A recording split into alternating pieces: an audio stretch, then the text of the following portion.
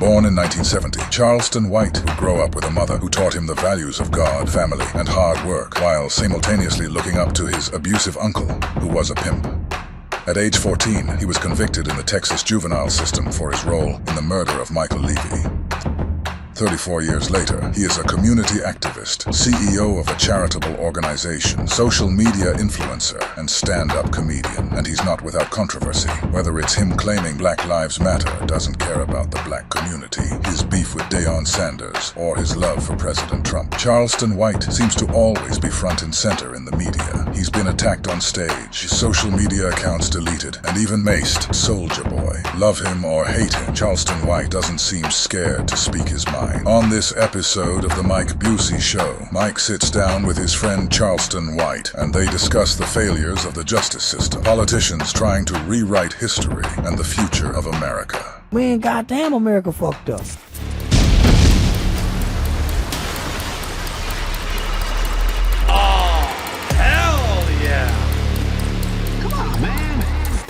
The podcast is fucking back, baby.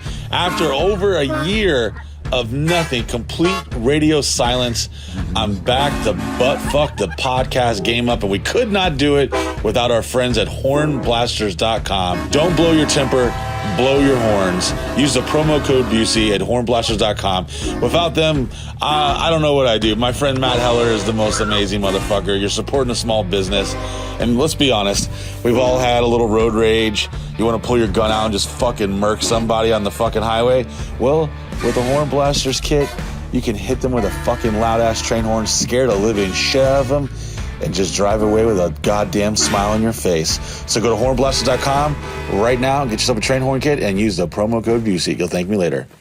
Welcome to the Sausage Castle, the wildest home in America. A private 80-acre estate located only minutes from Walt Disney World just outside of Orlando, Florida. The home of the party legend and self-made entertainment entrepreneur Mike Busey, who has hosted the wildest and craziest parties and events for the last 20 plus years. You have seen us featured on Netflix, TMZ, MTV, Vice, and much more.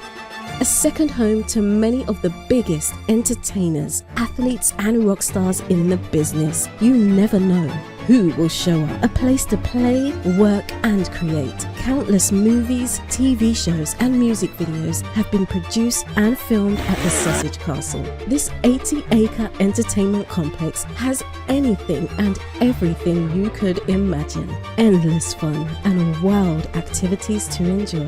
This is the ultimate Florida experience, and it's always a good vibe. It's like an adult summer camp where the pursuit of life, liberty, and happiness is alive and well. Come experience it yourself. Become a member of MikeBusey.com. Ladies and gentlemen, boys and girls, or whatever the fuck you identify as, Gender fluid. my name is Mike Busey, but you already knew that. I have the pleasure of being joined by a youth advocate, a father, a husband, an entrepreneur, a comic, the most hated and loved, and the realest motherfucker in the streets, and my friend, Mr. Charleston motherfucking White. What's up, big dog? How you doing, brother? My man. Man, you know it's always a pleasure, man. Likewise, brother. Yeah, This from the is, time welcome we back. met. Yeah, from the time we met, man, we locked in like two hands. Yeah, we did. Yeah, like two praying hands. There's definitely a lot of similarities that you would from the outside, the internet streets, they would never realize that, like, a guy that looks like me and a guy that looks like you, we definitely do share a lot of similar life adventures. Yeah. The ward of the states. Ward of the states. Foster homes, running Boys' the streets, home, doing yeah. dumb shit. And I think that's what made us who we are today. We took the same paths, but one was by choice, and one was by force. You was born into some situations and circumstances and conditions as a kid that you had no control over. So you ended up in the foster care system. By choice, I made wrong choices and decisions, running away from something that you wish you would have had, which was a good home life, a loving mother. And so I bonded with kids like you running away from home.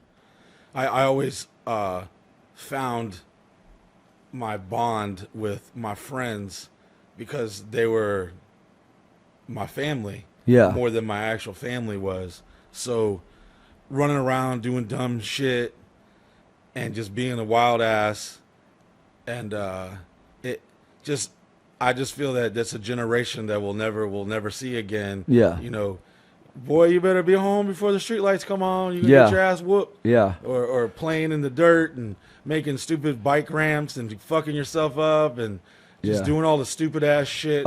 Just playing outside all day with no real concern of things being unsafe.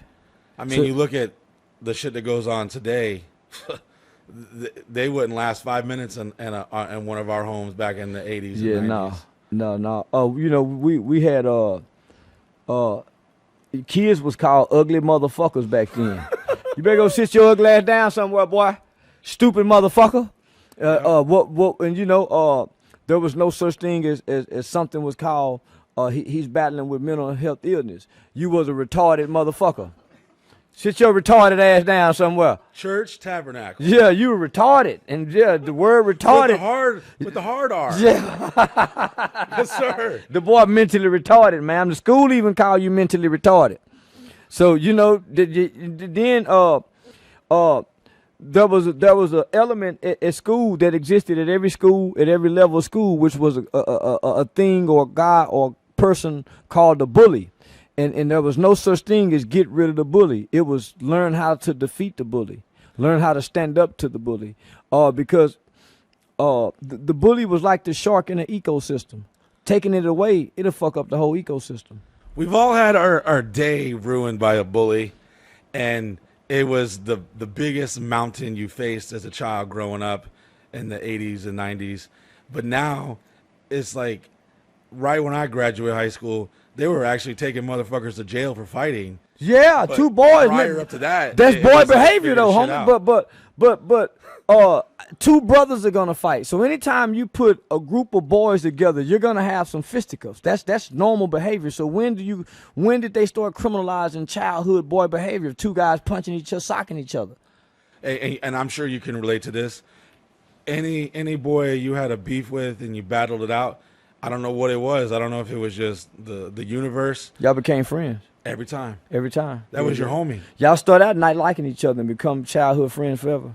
And it's like when 2 adolescents battle out in the hallway, and you don't even know what you were fighting over. It was just the dumbest shit. Yeah. Oh, he was looking at me, or I think he cooler than me, and I was secretly jealous of him, but I don't want to say it. I saw my girlfriend looking at him when he walked in as the new guy, so I started picking on him, not knowing he's a cool guy and he could fight, and he could, So I shit mean, like that. we left school before there was no school shootings. There was No. like if a girl was sucking dick, like it was like the craziest thing in the world. Now they fucking at way too early. Man, back in my day, it was unheard of for us to get our dick sucked and still we start going to school with the white guys. Now, the white guys were getting their dick sucked in the 6th and 7th grade. The black girls really wasn't sucking dick back then. Why do you think the black girls weren't sucking dick back then? They mamas and them wasn't sucking dick. Yeah, you know, black people really didn't start indulging in porn until the late 80s. So, you know, the older black men didn't eat pussy in the 70s and the 80s. So you think white folk turned y'all out? Yeah, when me Dr. King Dream did that shit. Integration. He had a dream, and I know Marley MLK. He liked the fuck. He wasn't scared. Well, I'm sure the black woman is happy he had that dream. But yeah, because now the black man is just as freaky as the white man. I remember, I'll tell you a quick little story. I remember being in PE. I want to say I was like in 8th grade, and there was this fine black girl.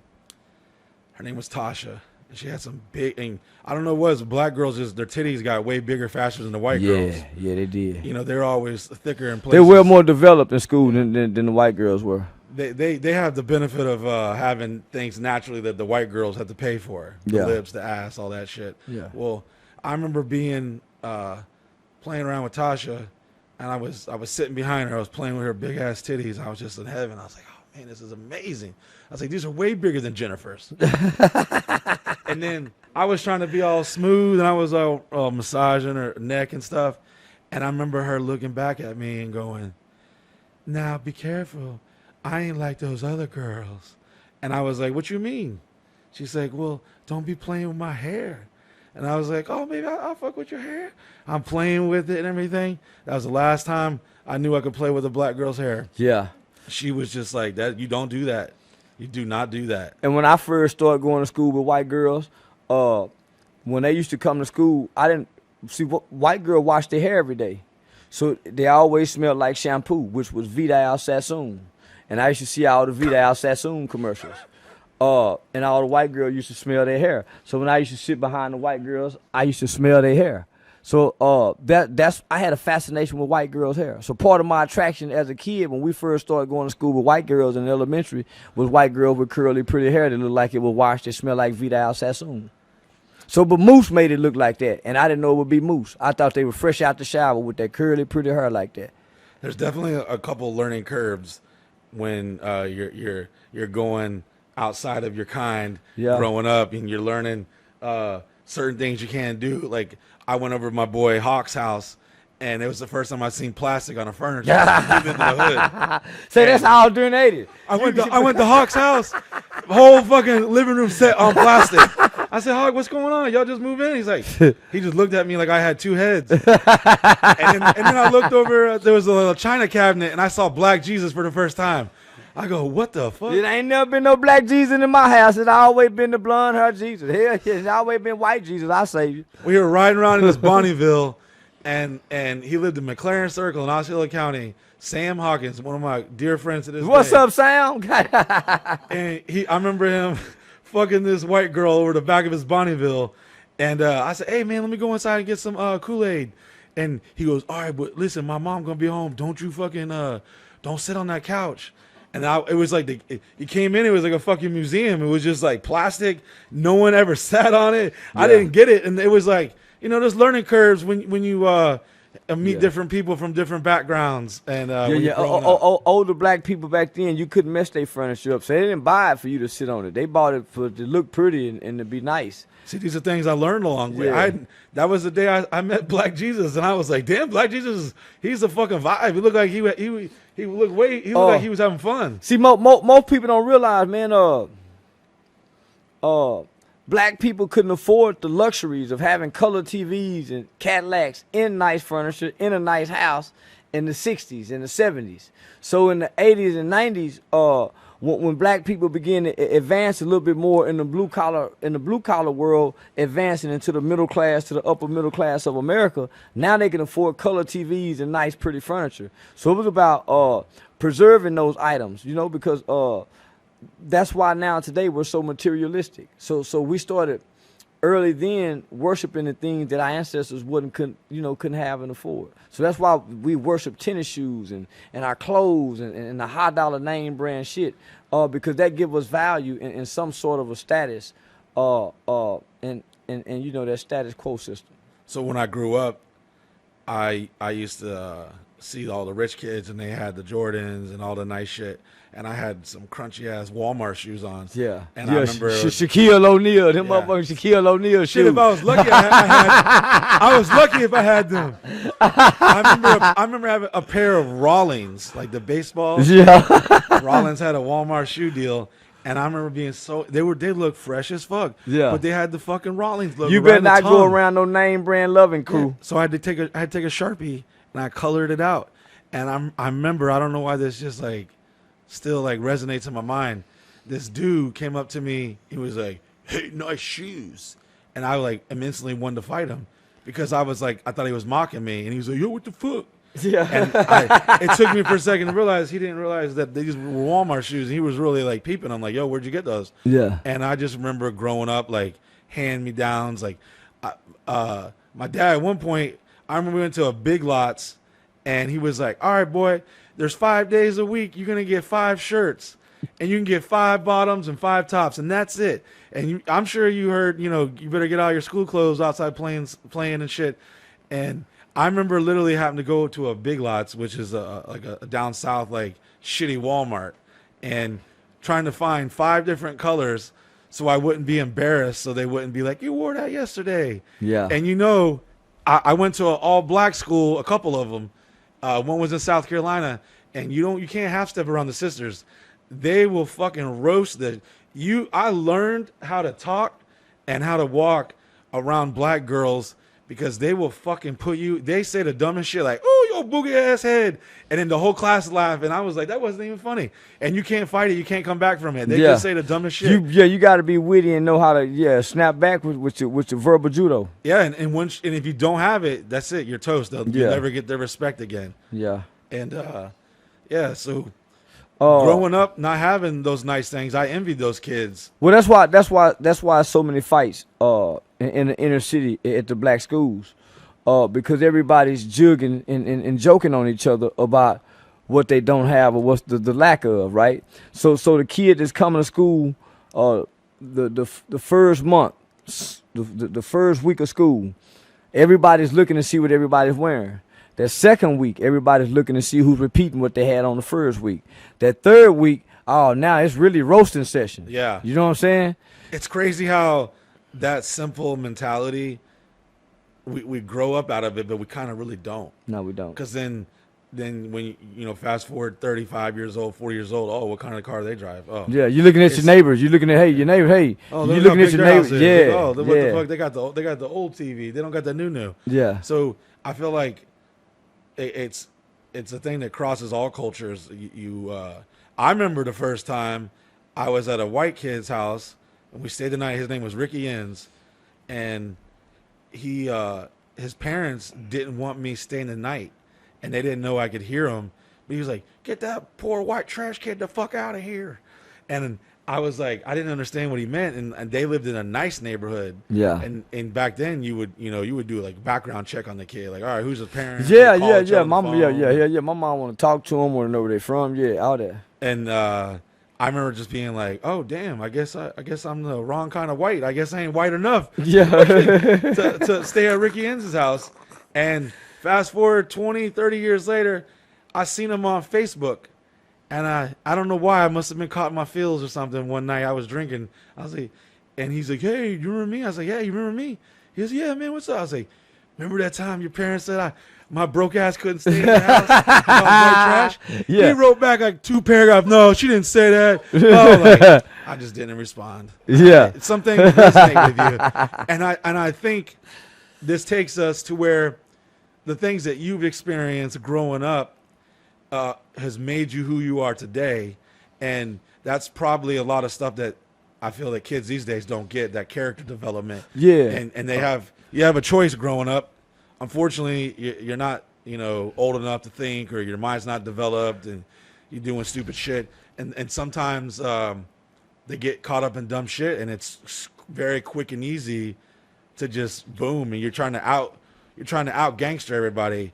And I feel like you start to become a man when you realize, like, all right, you ain't never gonna out gangster everybody. There's always gonna be someone stupider, crazier, with less to lose. There's gonna be some dude who, the fattest girl in the trailer parks. That's it. That's as good as life gets for him. And then you just shit it on his whole life, and he's ready to fucking put a bullet in you. Yeah. And you just never know. I was a kid who was raised right from the beginning. America don't have morals and values anymore, and that's the moral compass of who a person is, right? So you develop a constitution the way you live based off the things you value and your morals, right? So typically that comes from what you get out the home. America has a value system, but by way of capitalism, we no longer value our citizens' rights. That's why consumer rights kind of supersede our American Constitution rights. Even our media don't refer to us as American citizens. It's the American consumer. So we value consumerism. So that's why commercials they'll spend $1 billion on a commercial, $100 million on a 30-second commercial to promote something to us that they know we're going to go out and buy. Because our children have forced us as parents to consume what they love and consume rather than meet needs, right? We give our kids what they want, not what they need. One of the things that I noticed when I first discovered you, that you have so many people that like hate on you, and you got so many people that love you, and then you got people who love you who never like want to talk about it, like they're embarrassed or they secretly do it. They love you from a distance. Yeah, they They're secretly like, do oh, it. I love Charleston. It's a lot of industry people that do that. Oh yeah, I know you have some of the biggest names in the world that you've met up with and rendezvoused, and they say I fuck with you, but I can't fuck with you. Yeah, they won't publicly come out and say it. Yeah. And I ain't one of those pussy motherfuckers. No. So thank you so much for coming on, and I just want to really just kind of like get into a little bit of your life, and you told the story many a times, but I feel that a lot of people see like a hot take, or they'll hear some crazy wild ass shit, and that's their perception of you forever. Yeah. And I can relate to that. A lot of people see all the crazy wild shit, the girls, the midgets, and that draws them in. And some things, resonate with them while they're there. They see that's all they think about. Oh, that's just the dude. Yeah. They don't know about the deeper side. So I feel that beyond all the controversy and all the people giving you love and hate, a lot of them really don't like take the time to like try to digest who you are. And I feel like had they actually took the time to hear you out and listen instead of get caught up in their feels, because we're so pussified now, and you just speak the fucking truth no matter how raw and real it is. And it's like you're serving up this raw ass piece of meat, and these motherfuckers can't eat it, they can't digest it, so they rebuke it, and they're like, they just instantly put you in this box. And I think that's crazy, because shit, Mike, man, there was a time, man, shit, homie, I wouldn't even cuss on the internet. So I learned about social media when I went and enrolled in community college. So I went to community college in like 2008, 2009. So I enrolled in community college for the first time, not knowing that I had real academic talent, right? You know, I've always excelled in school, but I never fathomed being able to excel at the college university level. So when I enrolled into community college and I took a BCIS class, that's how I found out about Facebook. So from 2009 to 2012, I was on Facebook reconnecting with classmates and friends that I had missed out on from being locked up in the 8th grade. So I never knew how to properly use social media. So I was going back and reconnect with old friends, kind of like what Mark Zuckerberg and them created it for. So by the time 2012 come, did you miss the MySpace era? I missed the MySpace era. Listen, MySpace was a shit, dog. You missed it. We had our own song on our profile. Motherfuckers were learning HTML. Yeah, so the first time I had ever got on social media was Facebook, was in 2009. So from 2009 to 2012, I'm just reconnecting to childhood friends, but trying to find a way out. I wasn't necessarily involved into the street shit, but I was submerged in the criminal elements of it. So I could middleman a weed deal about 20 to 30 pounds. I make me $2,000-3,000 off of it, just middleman and shit. You know what I'm saying? And so how old were you when you were middleman and weed deals? Man, I did that from like 25 to like 33. Trying dibbling and dabbling, right? Trying not to commit anything that'll get me sent away forever. But not knowing just selling drugs in the United States of America, especially in Texas, carry a sentence from 5 to 99 just from having a charge of possession with the intent to distribute compared to just a possession. So possession with the intent to distribute carry anywhere from minimally 5 years up to 99 years. So that's a wide range of a punishment. But we don't know that. We just middleman, and you know. So college was my way out of being submerged in the criminal elements of society. I have no felony conviction, so I can easily go get a job, but I don't have any job history, let alone do I have a work ethic, because I've never seen a man get up and go to work. I've seen all the women in my family, my mothers and my aunts, women work in the culture that I grew up in, not men. So I've never seen a black man get up and go to work, ever. I've heard you talk about your uncle, Uncle Wayne. Yeah. Did you ever have any good memories of Uncle Wayne, or was there any bad memories? I just remember my uncle having a lot of money. So he had a Rolls Royce, he had a limo. He used to walk around in a suit. So I remember my uncle looking like everything I saw on television from the pimp era. But I didn't know he was a pimp, but he was a pimp. He looked just like the Mac. A very well-dressed, handsome guy. But I was his favorite nephew, but my uncle was very abusive. So that's why I've never been abusive toward females. So I've never been the type of guy to put my hands on women, because my uncle was the kind of guy that did that. So I remember the emotional trauma that I would feel on the inside when I would wake up and hear him beating on one of them, and he was very violent. So back during that time in the 70s and the 80s, you had more what they call guerrilla pimps. Guys who slapped women around, and it was prominent for guys to beat their women. Sounds like a mixtape. Yeah. Guerrilla pimps. Yeah. So, but back then in that era, homie, it was prominent. Even if the police showed up to a house, he typically wouldn't take the man to jail. They handling their own business. Yeah, hey, can you leave, ma'am? You got some people who can come pick you up. So they would basically advocate on the guy's behalf, even if the woman had a black eye. So that's why you have so many laws now geared and strictly at the protection of a woman toward domestic violence, because during that era, she had no protection.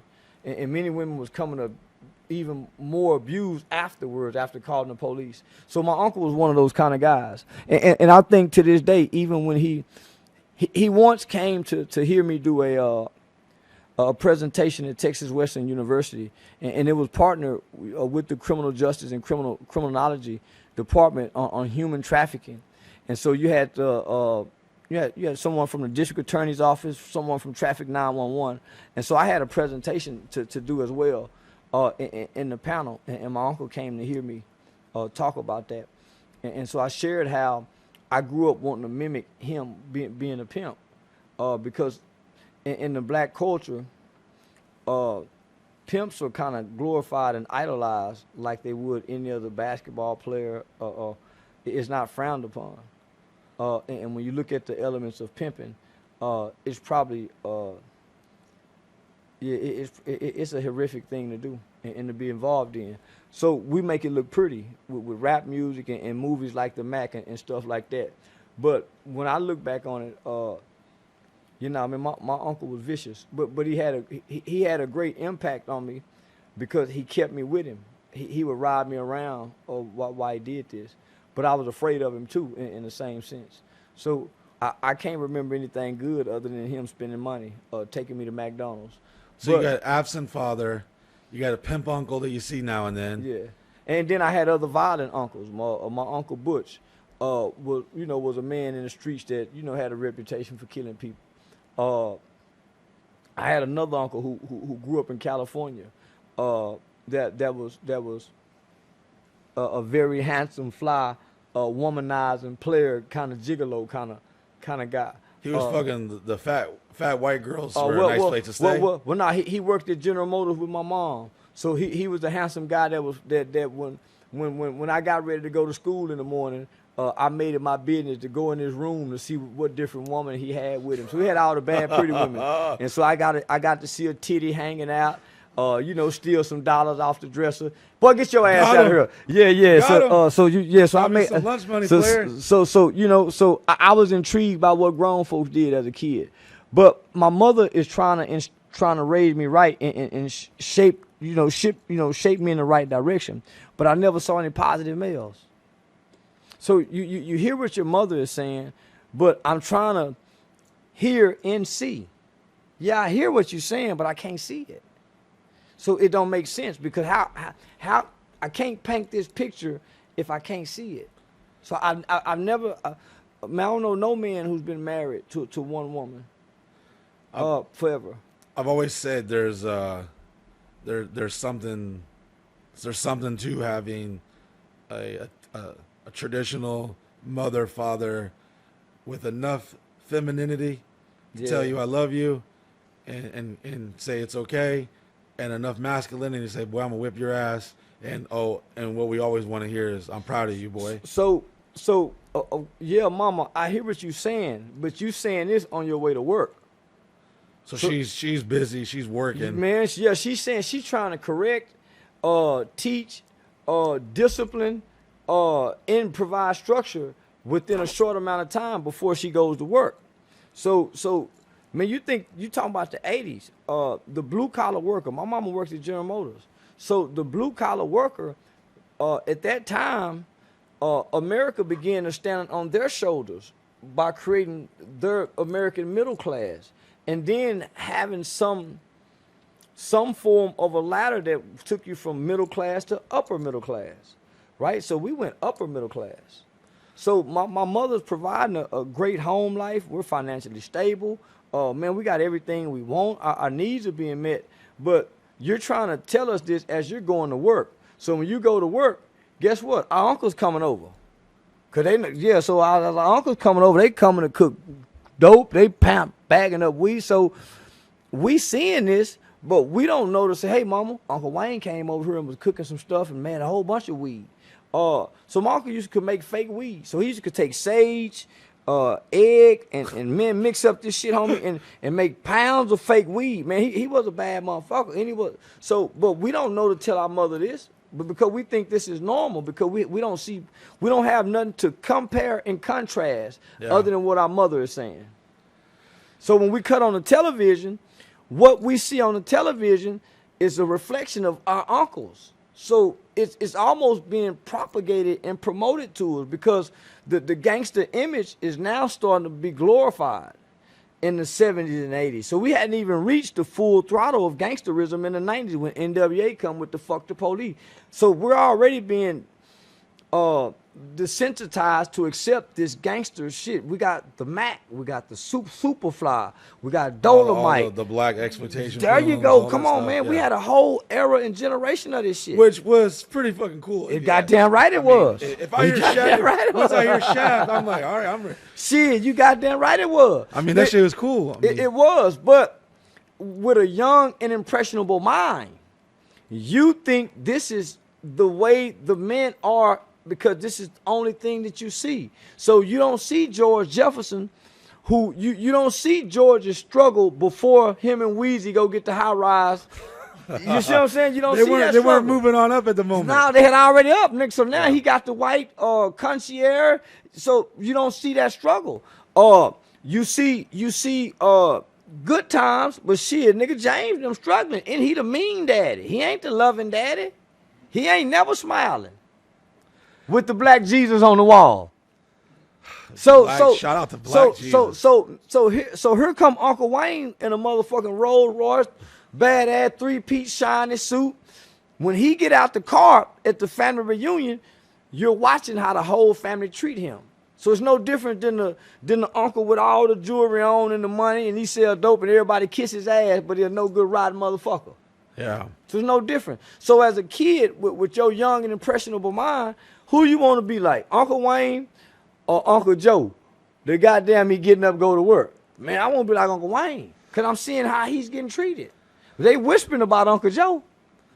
So amidst all these things going on, I feel like you were naturally yearning for a male example in your life, a father figure. Yeah. I was a mama's boy, and I'm mama's baby. So while you're going through all that, you're experiencing things no child should have to experience. Yeah. 5 years old, you're in a laundromat. Yeah. You fall into a washing machine, get all fucked up. You're like goddamn Forrest Gump and shit. Fucking. Yeah, I broke everything from my waist down. So I think I had like maybe. What about your dick? You didn't get your dick tangled up in there, did you? No. Thank God. It twisted. So it twisted my hips. My bone popped out right here. So you can see that hole right there where the bone popped out. It came out here. So I had pins through my leg right here. So I was cocked up like this for like months. So I had to learn how to re-walk again. But I had the fortitude and the wherewithal to pull myself out before I passed out. Goddamn Terminator falling into fucking molten lava. You're just crawling out and shit. Yeah. Yeah, I was a tough little dude. And then after that, you had your eye incident at 7. So at 7, so yeah, I put my eye out at 7. So playing with a homemade slingshot, shooting a rubber band and the pencil. So you stretch the rubber band and the pencil, flick back and hit me in the eye. No. So but the major damage came from like I think a day later or 2 days later, my mom took us to the circus. So I used to be fascinated with clowns, and so I had took off running and ran into a pole on this side. So the impact of me hitting the pole, I literally put my head down and boom, ran into a pole. And that impact caused a blood clot on my lens or cornea, one of them. So I had 9 eye surgery from the time I was 7 till I was 12 years old. So I missed a lot of school. So I never really got to go to school. I had a private tutor. So really like so I remember going to school a little bit. First grade, I remember a lot about 3rd grade. So my memory of school really don't resonate to like around 6th grade because I had a private tutor. So when Cat Williams was saying he read 300 books in a year, that's easy to do with a kid with a fascinating brain. I read a lot of books as a kid, so that's why I can hold a vast range of topics. And motherfucker, man, how do you know about that? Man, I done read a lot of books. I see a lot of people online. I can tell that they are like kind of taken back by your intellect when they hear, because all they hear is all the crazy wild shit and the things that's what gets the clicks. Yeah. But they never really get to like hear. You don't know what's in your brain till somebody asks you the right question, and your brain is forced to have to go into the file cabinet and pull out the information that's deposited. So your brain is a file cabinet. You don't know what's in there until you need it. So you got lack of a father figure. Yeah. Basically 0. You got proper education. You got a loving mother. You got a nice home. You live. Yeah. Your mom's working hard, but she's not around to see all the wild hood shit you're doing. Yeah. You're developing this yearn for this bond, this brotherhood, this father. I got an angry older brother. That's 2 years older than me.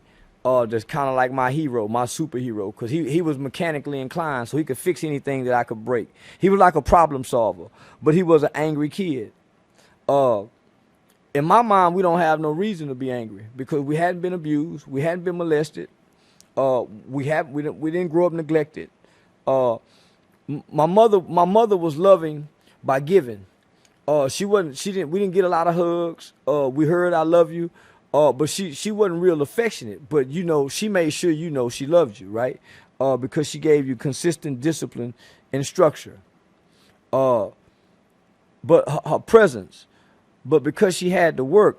I mean, you got to think during the 70s and the 80s, it was no such thing as a single mother. That was a word that would get you shamed. I remember I just talked about this like a couple days ago.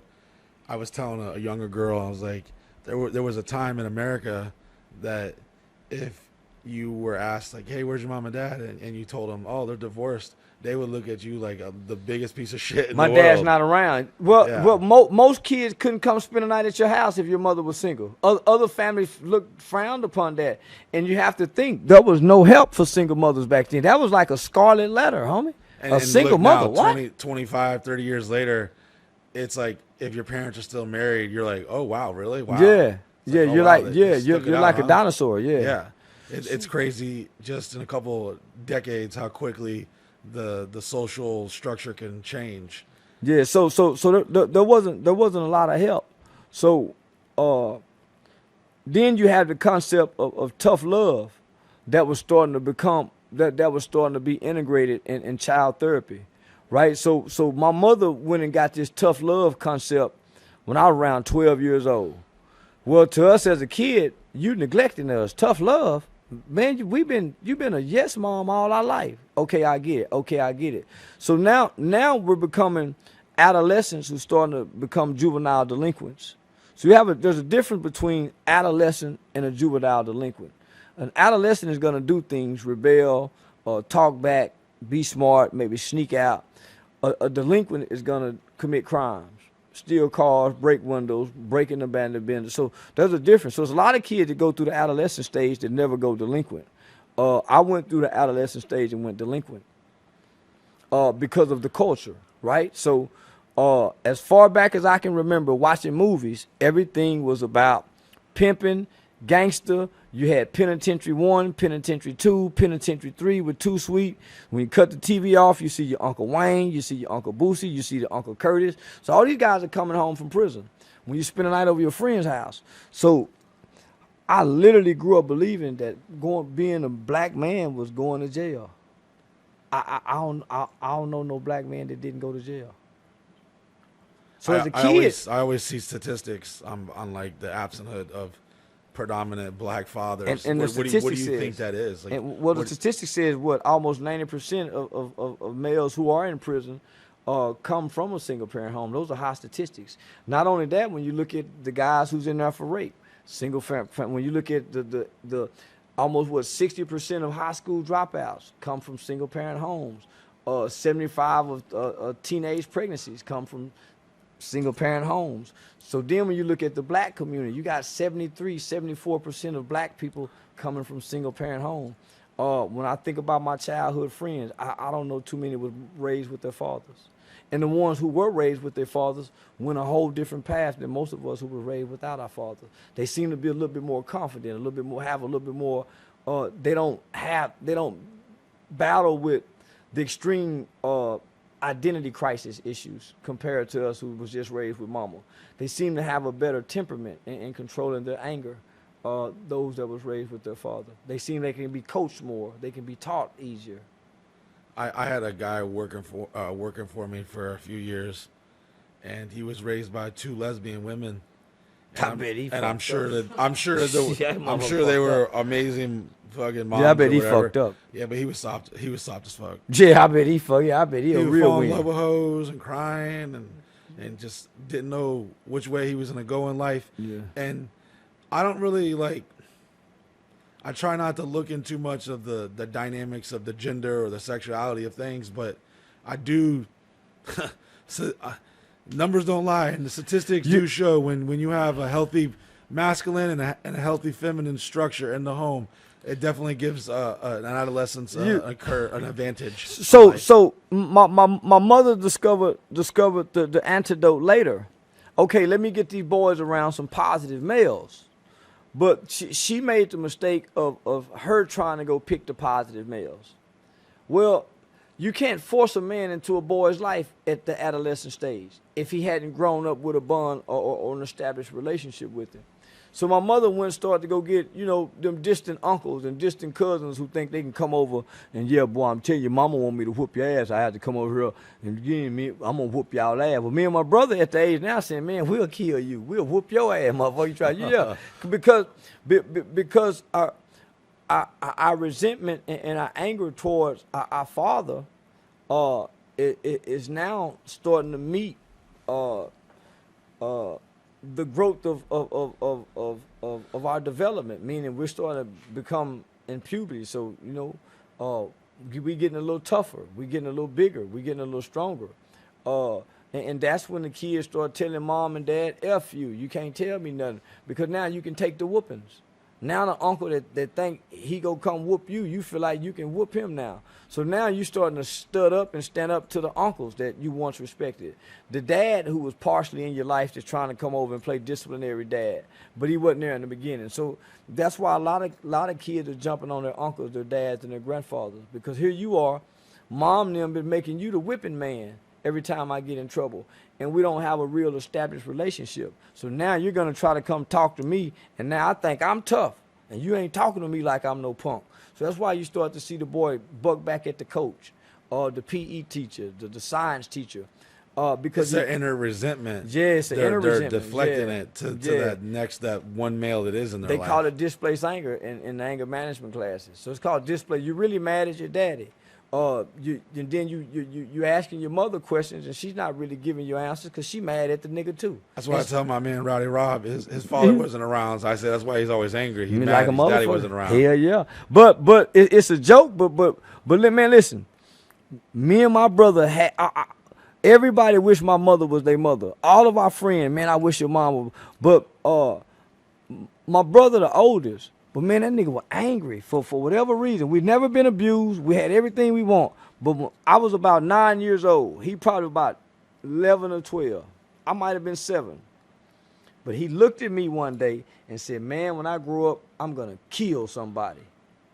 Man, I looked at that nigga. Man, he scared me. I ran downstairs and go, Mama, man, Kevin say he going to kill somebody when he grow up. She said, what? Boy, come here. So he come downstairs. What you mean? So she spanked him. She should have been taking the time, but she don't know. She should have been exploring where that anger come from. But you think a kid just talking. I had another friend named Commodore. Man, from the time he was 14 till he was 17, he would always say, man, I'm going to kill myself before I turn 18, and end up killing himself. So you have to explore that shit, man, when they get to that adolescent stage. Because it's all impulsive, right? A kid don't make rational decisions. It's impossible from brain development. So it's all impulse, what they feel. So that's why when you say, why you do that? And you looking at this motherfucker now, you looking at why they did it, and they say, I don't know. They can't give you no logical explanation on why they do shit. I've heard you touch on that several times, and one thing that resonated with me, you're just like, you got people that are 21, 22, 23, 24 even, and their brain hasn't developed. No. They don't know how to control their anger, and it just takes one stupid-ass decision out of anger or whatever to change the whole course of your life. Well, that's how, because I helped shape some of the juvenile laws in this country by working on juvenile life without parole, helping to get that abolished in America. Man, you learn about this, homie, from the different lobbyists and the different mental health practitioners that come in and help and partner with you to try to help get these legislations and laws changed when you go before Congress. So let me pause you for a second, because a lot of people, they hear you saying some wild ass shit. And I'm loving it. But the one thing they never touch on is your advocacy to help adolescents and the kids.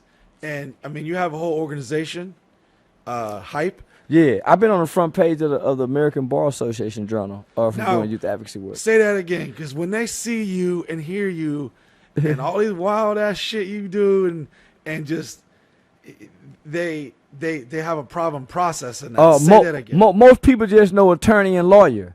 They don't know what the American Bar Association is. So now I've been on the front page of the American Bar Association Journal by way of the juvenile legislation. They call it JLWOP, Juvenile Life Without Parole. So I used to be a part of a national organization called ICANN, which is based out of Washington, D.C. It's a lobbyist organization that does youth advocacy for extreme and injustice sentencings for youthful offenders in America.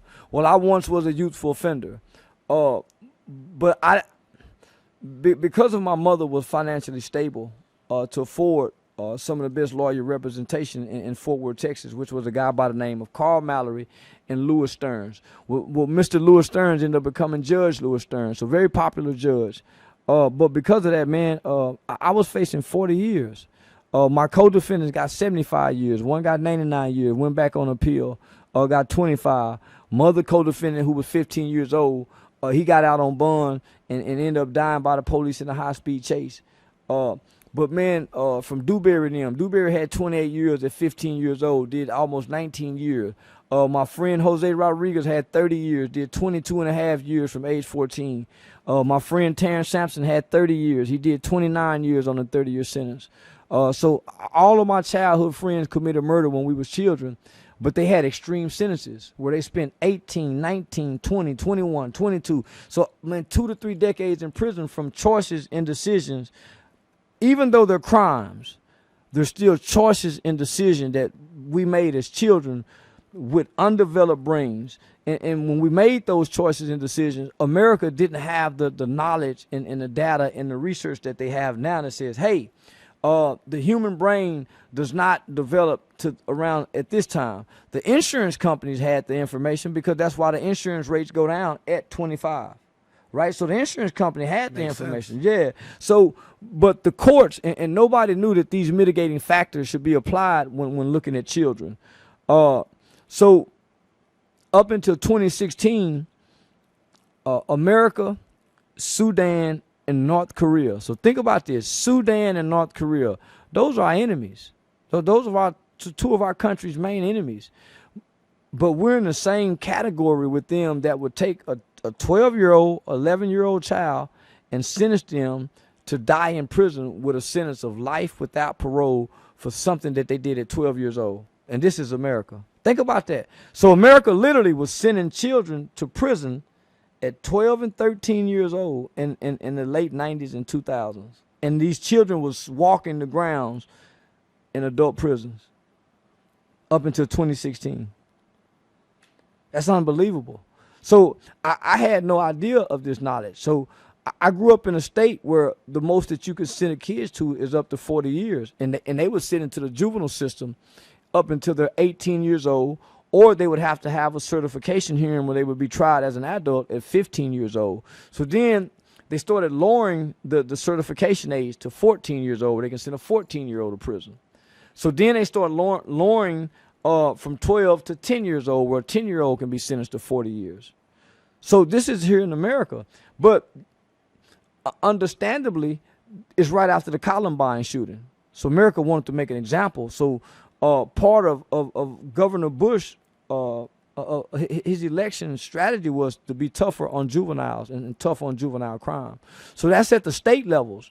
At the federal level, you have Bill Clinton, the Democratic Black Caucus, who were making laws, 3 strikes, you're out, minimum sentencing guidelines, the ratio between crack and cocaine. So you have all these disparities that's going on in the adult criminal system, as well as America was losing its compassion for youthful offenders who had undeveloped brains, who was being born in conditions and situations and circumstances that they had no control over due to the crack era and crack epidemic, as well as the idea and the image of gangsterism was now being propagated and promoted through America's hip-hop culture, which was starting to supersede pop culture.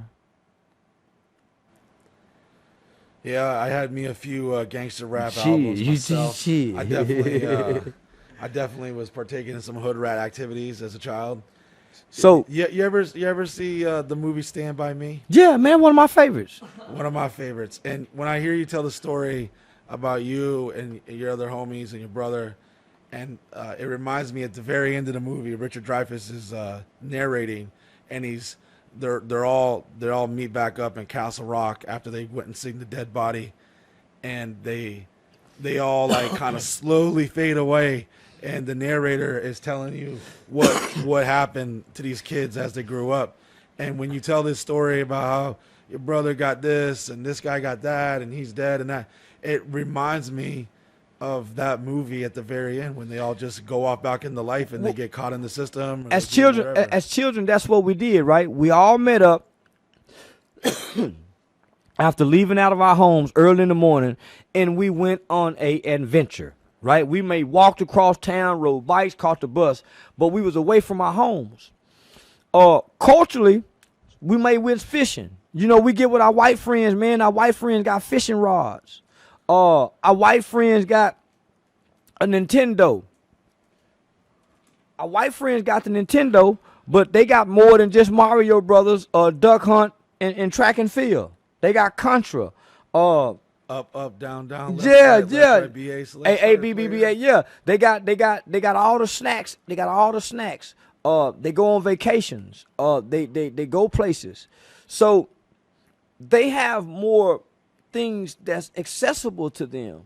So the black kid, yeah, we live in the middle class neighborhood, but our mom is at work, so we can't go to the mall. Black mama say, you stay your butt in the house, don't open the door, don't go nowhere, don't go outside this house. You can't really play after school football because who goes get you to the game? So your mother got everything you need at house in the home. So of course when mama's calling. Mama calling at 4 o'clock, 6:30, and 10 o'clock. So one of us go be home to catch the phone. Well, obviously, I'm the youngest, so I'm always be at home to catch the phone. He's already going out being a delinquent. Well, here I am sitting at home, man. I'm watching all the television shows. But once the television shows go off at 6 or 7, man, that motherfucking TV making noise at 10. Beep. You got an idle mind. But I got a telephone. So I'm talking to the girls. So you got an older brother who path you following. So he's delinquent. So you become delinquent with no parental supervision. But I'm a charismatic kid. I'm a manageable kid. I know how to go over all my friends' parents. Yes, sir. No, ma'am. But when we get away from the adults, man, I'm a delinquent little motherfucker. Because I'm living out the lyrics that I'm hearing. Because I got older uncles who allow me access to hear the things that they didn't let us hear because you had the PG-13 shit that was being put on the tapes now. So when I grow up and go into the boys' home, I never knew about kids being molested.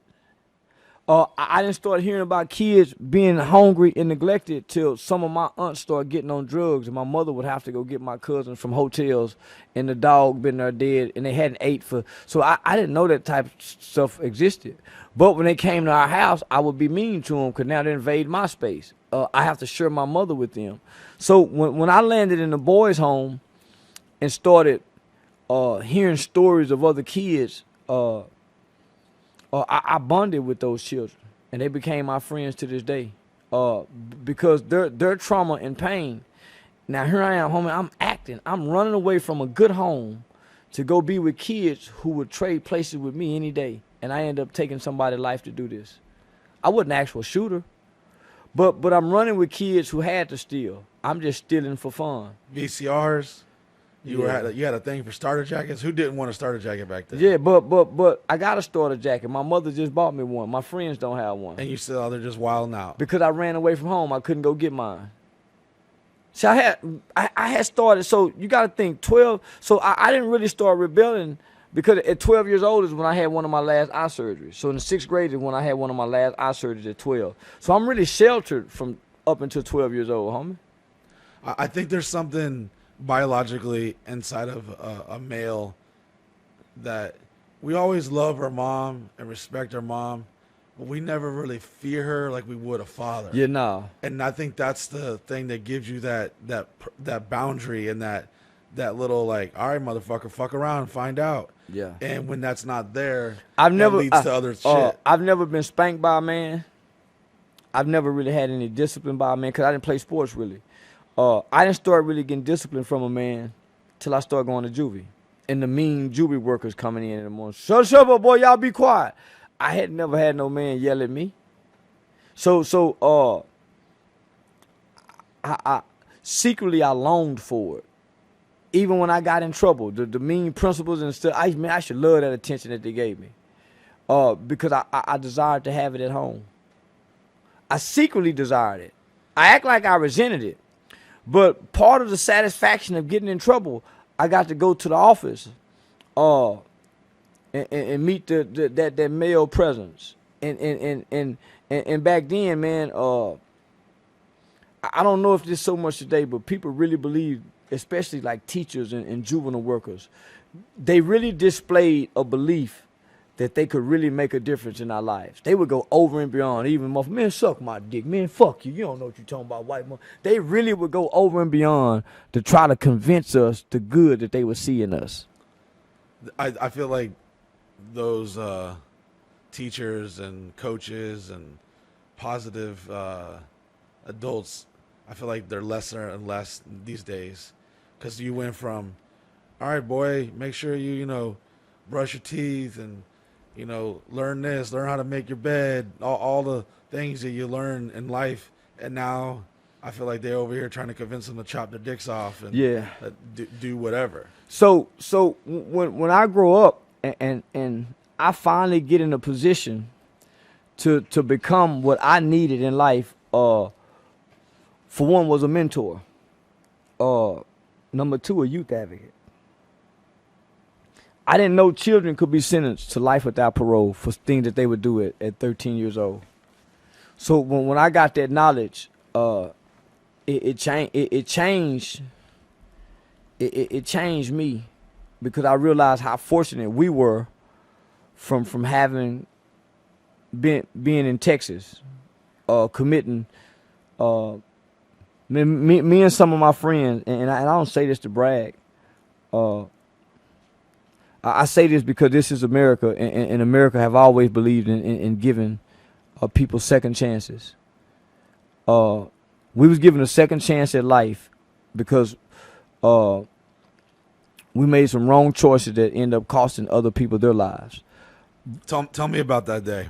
I know you've talked about it a million times, but I feel that sometimes you just kind of like say it, and I don't know if it really resonates with whoever's listening to whatever podcast. Because I my opinion, which doesn't mean nothing at the end of the day,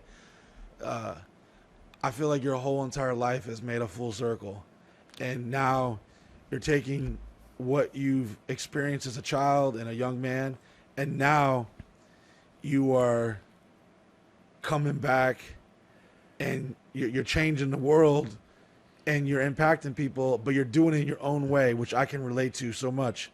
Yeah, you've talked about often how you used to wear the bow tie and be all, professional. Yeah, I was little Dr. King. Wouldn't cuss, wouldn't do nothing.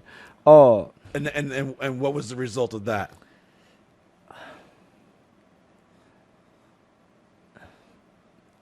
The black community used me. The black community failed me. I was everything that we needed for the black community. My first 7 or 8 years of I discovered my purpose, right? I don't think my victim, I don't think he lost his life for nothing. My co-defendant who shot him still locked up. He was 15 years old. He got 75 years. Mother co-defendant who was 17, he did about 20-something years. He been out for a while. Mother co-defendant died. So who else? So it's left on me. I'm the only one free. With a heart to right this wrong, because I led the charge. They wasn't thinking about going to go steal no jackets that day. Man, I ran away from home, so I was being delinquent. They sold dope. They was selling crack at the time. So I'm the kid that'll rob, steal, but I'm not doing this for ill intentions. It's like playing sports, right? So it's the excitement and the thrills of committing crime is the attraction for a lot of kids. So that's why a lot of kids, hey man, let's throw rocks at the police, and the police car sitting there minding their business. The chase of it. Yeah. So your value system fucked up, right? So we never intended to set out to kill anybody. It just happened. But we took a gun. Because it's just like now kids are packing guns, but they're not in danger to pack a gun. They just got a gun to have a gun. So we're the beginning of era of children just wanting to have a gun just to have a gun. So I came up with an idea, man, let's go to the mall and steal some jackets. Because we had already been running out the mall with shoes and all that type of shit. So that day, man, it was just, me break into some houses, just steal some jackets. But it was never to kill anybody. My co-defendant never pulled that trigger, aiming to kill him. To this day, I don't know what made him shoot, cause we had no reason to shoot. He had gave us back the keys. It makes me think about how many times as a child, even as a young adult, you get caught up in the moment or the rage or that sensation, that thrill. Man, he had no reason to shoot. I never say my victim. Because I developed empathy. I didn't know what empathy was before that. I felt sorry if I done wrong and I got caught for doing wrong. So I knew how to say, yeah, I'm sorry, will you forgive me? But I never knew how to empathize. So you have to be taught empathy. You can naturally feel it, right? But to be able to articulate it, to be able to go before a parole board, to be able to go before somebody's family and say how you feel about causing harm and hurt. One of the greatest reliefs of that situation, homie, is that Micheal Levy's family forgave us. And my co-defendants to this day probably hadn't had the opportunity to hear that from the family.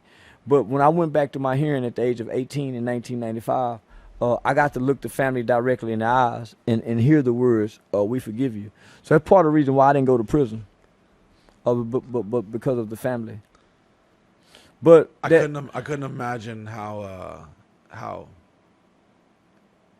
difficult that might have been to digest as a child. You're a part of a murder, and you're looking You can't, into Mike. the eyes of a family who are literally looking at you, and With they're tears telling in you their eyes. they forgive you. With tears in their eyes. His niece wrote a letter. His sister, Micheal Levy, had only been married 3 days prior to his death. So it was real big headlines. And he was just a guy out in the parking lot, seen some boys running off, stole some shit, and he got up in it, and then it just one coincidental thing to another to led to his unfortunately losing his life. I found myself doing what he did in situations that I ain't got no business get myself involved in that could cost me my life sometime with young people. I found myself doing the exact same shit that my victim did that cost him his life with young people. I find myself doing that today. And I tell myself, man, these young niggas will kill you, man. But when you have a conviction as a man, sometimes your conviction supersedes your logical reasoning, meaning you knowing that this could put your life in danger. But as a man, your conviction saying this is wrong, and you react based on your convictions. That's where your morals and values and that's where the goodness of you come in at. The headlines read, hero dies trying to thwart teenage shoplifters. So he died a hero. So what I tell myself from that day is, I gave my gun to my friend and said, shoot that motherfucker, before he shot him. So when I grew up, because as a kid, you can't process this shit, right? Your brain don't allow you to. It's undeveloped. So the prefrontal cortex, the front part of your brain, it has to do with your logic, decision, and your reason, it's not developed. So you can't logically and have any reasoning to make sense of this. You know it's wrong. You know you're wrong. But at some point, a light will come on when your brain makes the connection, right? The whole complete development of your prefrontal cortex. And man, it starts to make sense. I'm just as guilty as the shooter, right? I got accountability too. So with that understanding, so by this time when I'm starting to understand this, I done already been 4 to 6 years out of the boys' home. So I was in the boys' home from 14 to 21, so almost 7 years. So when I got out at 21, my record was sealed. But it wasn't until I was about almost 30, 27, 28, that I realized I still owe a debt. See, I paid my debt to society, but I forever owe a debt to my victim. So that's how I discovered my purpose. I'm saying, why would I owe a debt? Because I'm responsible for taking a life. So as I'm starting to realize that I owe this debt, and I'm starting to discover my purpose, and that's to work with other troubled teenage youth who went down the path. Now my friends are starting to come home from juvenile that's been locked up from 12 and 13. I'm almost in my 30s to 33 now.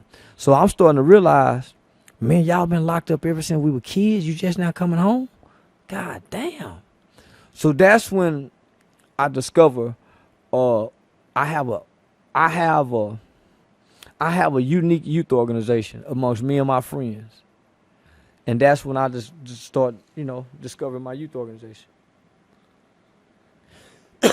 I couldn't believe my friends had done something. I got out at 21. They went to prison at 18 from the same place I got out of. But they just now starting to come home in our 30s. That blew my mind. So when I found out that America would actually give a kid life without parole, that changed my life. That changed my life. So I wanted to use my life and my story as the sacrificial lamb to tell other kids, nah, this ain't it. Because you won't get the same chances I got.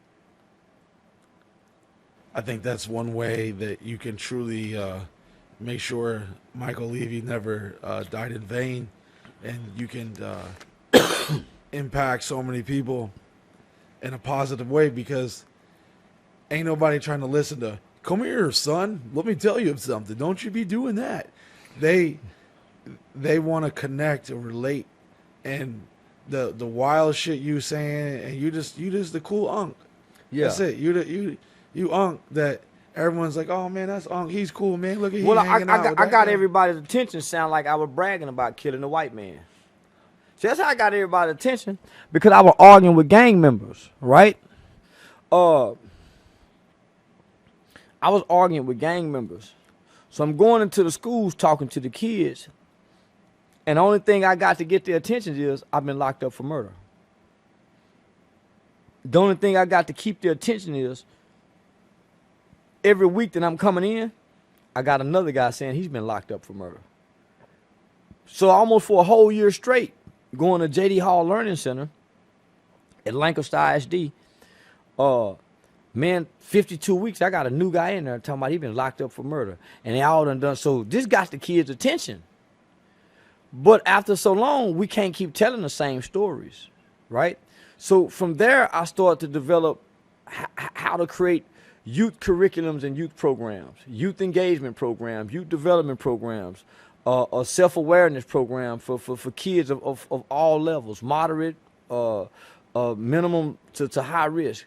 But I didn't have the funding. And so what I started noticing while I'm developing this for children, I'm also creating a system that combats the recidivism rates, guys going back to prison because they don't have anything to help them re-enter back to society. So what I started realizing is that not only is my program hyped about hype, helping young people, it's also becoming a therapeutic program for these guys getting out of prison to come tell their stories and talk to other children. It started becoming their therapy. So they started crying, homie, talking about what they did to their victims. So I'm starting saying, man, they got empathy too. They just don't have no way. There's no safe platform for these gangsters that done hurt and kill people to come express and tell themselves where they can share these images. So it started becoming way more than just a youth program. It started becoming our healing too. Because every kid we talk to, we start seeing ourselves in some kid. We start seeing our friends in other kids. We start finding out that there are more boys that's being molested than our girls now. That most of these young boys is pulling these triggers, homies, pulling these triggers behind some type of child molestation event. So they ain't just violent for no reason. They violent because they've been abused. These ain't just no guys. It's a difference between fighting. These guys will hurt you in a fight. Most guys who fighting aren't fighting to really hurt each other. It's just two rams ramming heads. But there's an element of some of these guys that's coming out of households where they're coming out hurt, and they come to hurt other people every day because they hurting, and they hurt won't stop.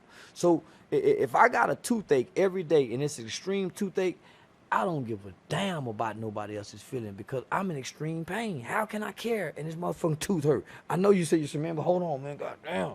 It don't allow you to. So when there's no relief, when you get to school, you in pain already, right? And the teacher telling you to pull your pants up. Pull them pants up, boy. Why you ain't in dress code? And your tooth is an extreme. Shut up, bitch. My tooth hurt. Come on, man. You can't say, shut up, bitch, I'm hungry. My mama didn't feed me. Bitch, that my her and her girlfriend were fighting last night. Bitch, getting high. You can't say that. You snap on. So you come with the displaced anger. So understanding that, I feel like me and my team of men who were once some of the worst of the worst, we came with an antidote. Homie, we came with an antidote saying, man, I understand, little homie. I love you, homie, not because I know you, because I understand what you're going through. And we'll spin it real say, homie, I used to sit in group, and my homeboy used to get molested by his uncle, homie, so I understand, my nigga. But don't let that be the start of your pain or start hurt. So I start relating to the kids based off my friends and my life experiences. And within 2 years, man, from what, 2011 to 2013, man, we was highly recommended to all 254 counties throughout the state of Texas by the Texas Juvenile Justice Department.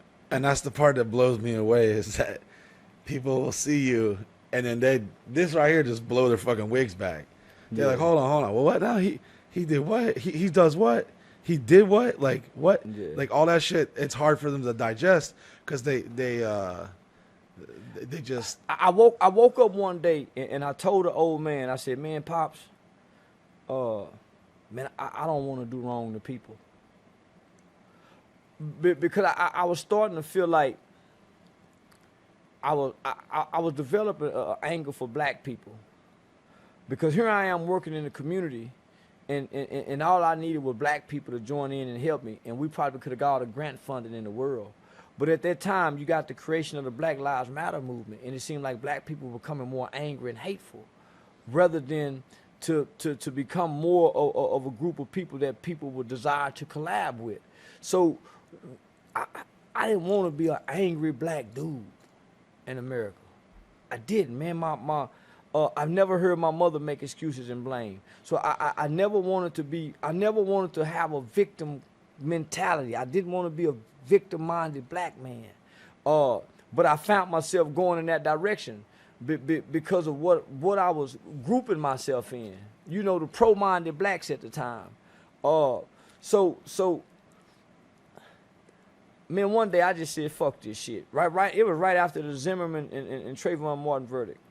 I said, man, let me go over here and see if white people really racist as they say they are. So I went to the Republican side of town, man, an executive committee for the Republican Party of Texas, Tarrant County. And I walked in, stereotypical dress, hat, hoodie, beanie cap, gold chain, gold teeth, and smelling like a little cannabis. It changed my life.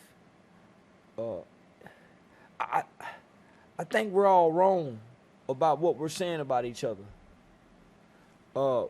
Nobody's coming across the railroad tracks anymore. So, man, I ran across the railroad tracks, and I found it more help from the Tarrant County GOP Republican Party than I found than anybody. And these were the people who probably would sit on the jury and give a black guy 20 or 30 years for something he only deserved 10 years for. So, man, they became one of my biggest supporters. So it's documented, the work that I've done. Man, I never wanted to beg. I wanted to be the guy to say, hey, this is what I'm doing, and people will come join in and help.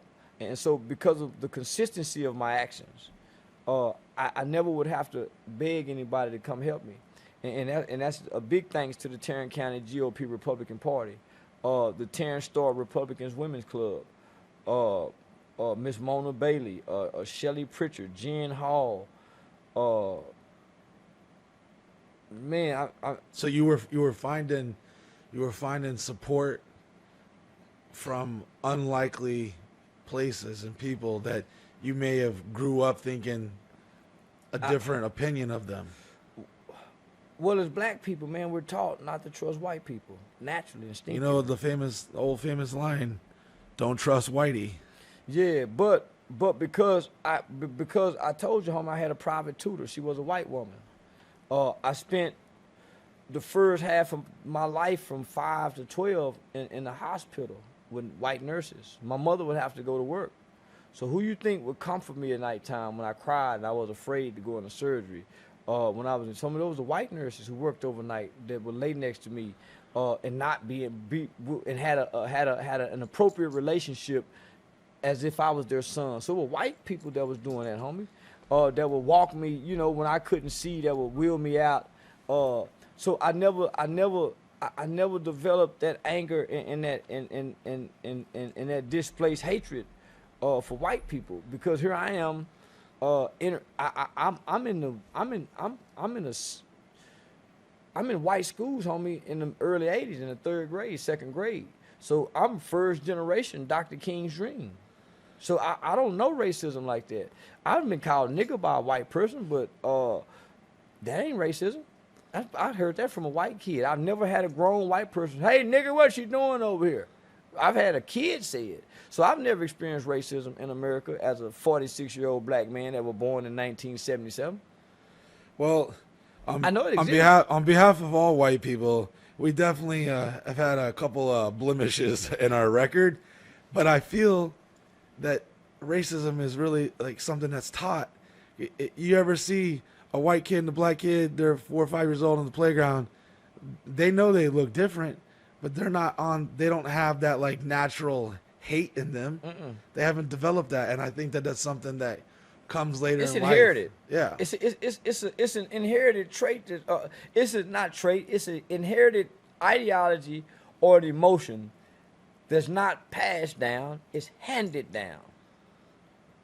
Because when it's passed down, it's typically rejected, right? Because most children are rejecting the bullshit that they think their parents are trying to teach them, whether that's good or bad. Most are, for the most part. Because you think they don't know. Because, man, the racism that existed in the 50s and 60s don't exist today. So it has to be hidden in other places. This is not blatant. So it was once blatant. The Proud Boys isn't blatant racism. We ain't seeing people hung. We ain't seeing, it's not blatant racism. This is hateful rhetoric. Because there's no real actions behind this shit. This is a bunch of hateful rhetoric.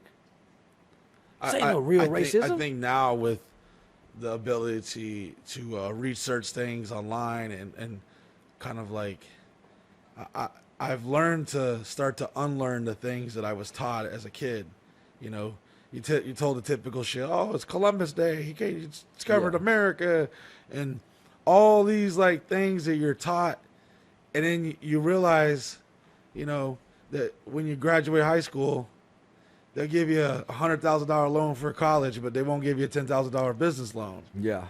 And you find out real quick, you don't know what the fuck a credit score is. You don't know nothing about how to balance a checkbook. And I feel that we live in a country that systemically has been laid out to fuck us all, whether you're black, white, Christian, gay, atheist, whatever. And that's a rabbit hole we could go down. But it's how do you feel? What is the easiest way for us to reach across enemy lines, for say, and try to bond and to heal? How do we fight racism? I've heard you say something before. Seeking to understand other cultures. That's the only way. You must first seek to understand before you try to be understood. So that's the best position of a parent, right? That's the best position of a neighbor, right? When you don't like your other neighbor, okay. But that's one of the hardest things to do. So if I understand that black people talk with their voice and their tones, then most police officers wouldn't be afraid when they're engaging black people. Most white cops who patrol in the hood ain't from the hood, hadn't grew up in a black household. So naturally, when they come from across town to come patrol over here, the lack of cultural understanding and the lack of understanding of these people in their environment puts them on edge, right? Because everybody hollering, fuck you, motherfucker. You already know everybody around here don't like you because you don't understand them. So it's easier to military police these motherfuckers rather than beat cop this community. The beat cop understands. The beat cop understands this, who's this. He's walked the beat. He know what's over here. He has an understanding of this community. That's why this is his beat. He don't just ride around in his car disconnected. What's up, Miss Jenkins? There you go. What's up, Bob? How you doing? There you go. You know, they have a dialogue. There you go. They know when the birthday is. Oh, Bobby just graduated high school. Congratulations. So to answer your question about racism, how do you think we got past slavery to here? We had to develop an understanding to get to here, to stop hanging niggas, to stop whipping them, to let these slaves go, give them some right. You had to come to some kind of understanding. That's why they began to develop legislation and laws. Hey, man, well, let's write them into the Constitution. Understanding. Man, we don't understand each other no more. We going off what Dad and them saying. We going off stereotype. We don't understand each other no more. Man, black kids today really not engaging really with white kids no more. Man, when you go to school tables now, the school just as segregated as the prisons now when you go look at the lunchrooms. There's 2004 Sausage Castle 4 or 5, I don't know. And it was spring break, and there was these four black girls. They came over to my house, and they were like on like a graduation trip or something. And they were from Bronx, New York. They never, and this is my first time ever seeing this. Mm-hmm. We were all like drinking, and one of them was like really, really shy. She was sexy. She had some big old things on her, and I was like, okay, I'm looking at her, she's looking at me. And I had this wheel in my living room, and you spin it, and it was like the party starter. It was the icebreaker. You go over there, spin that wheel. Next thing you know, it would kiss the ugliest person in the room, and I made that slot for myself, or give a lap dance or smack an ass, and we're drinking, we're playing this game, and it's not registering to me, but this girl's like really like shy, and Fate had it that she had she spun the wheel, she had to kiss me, and it was like one of those like 80s 90s movies, the slow-mo. It was like the Jungle Fever poster when they interlocked the hand, and I got to kiss her, and I was like, oh damn, okay, that was a little different. I like that. That had a little thickness there to that lip. Okay, yeah. All right. And you're like, oh, I fuck with that.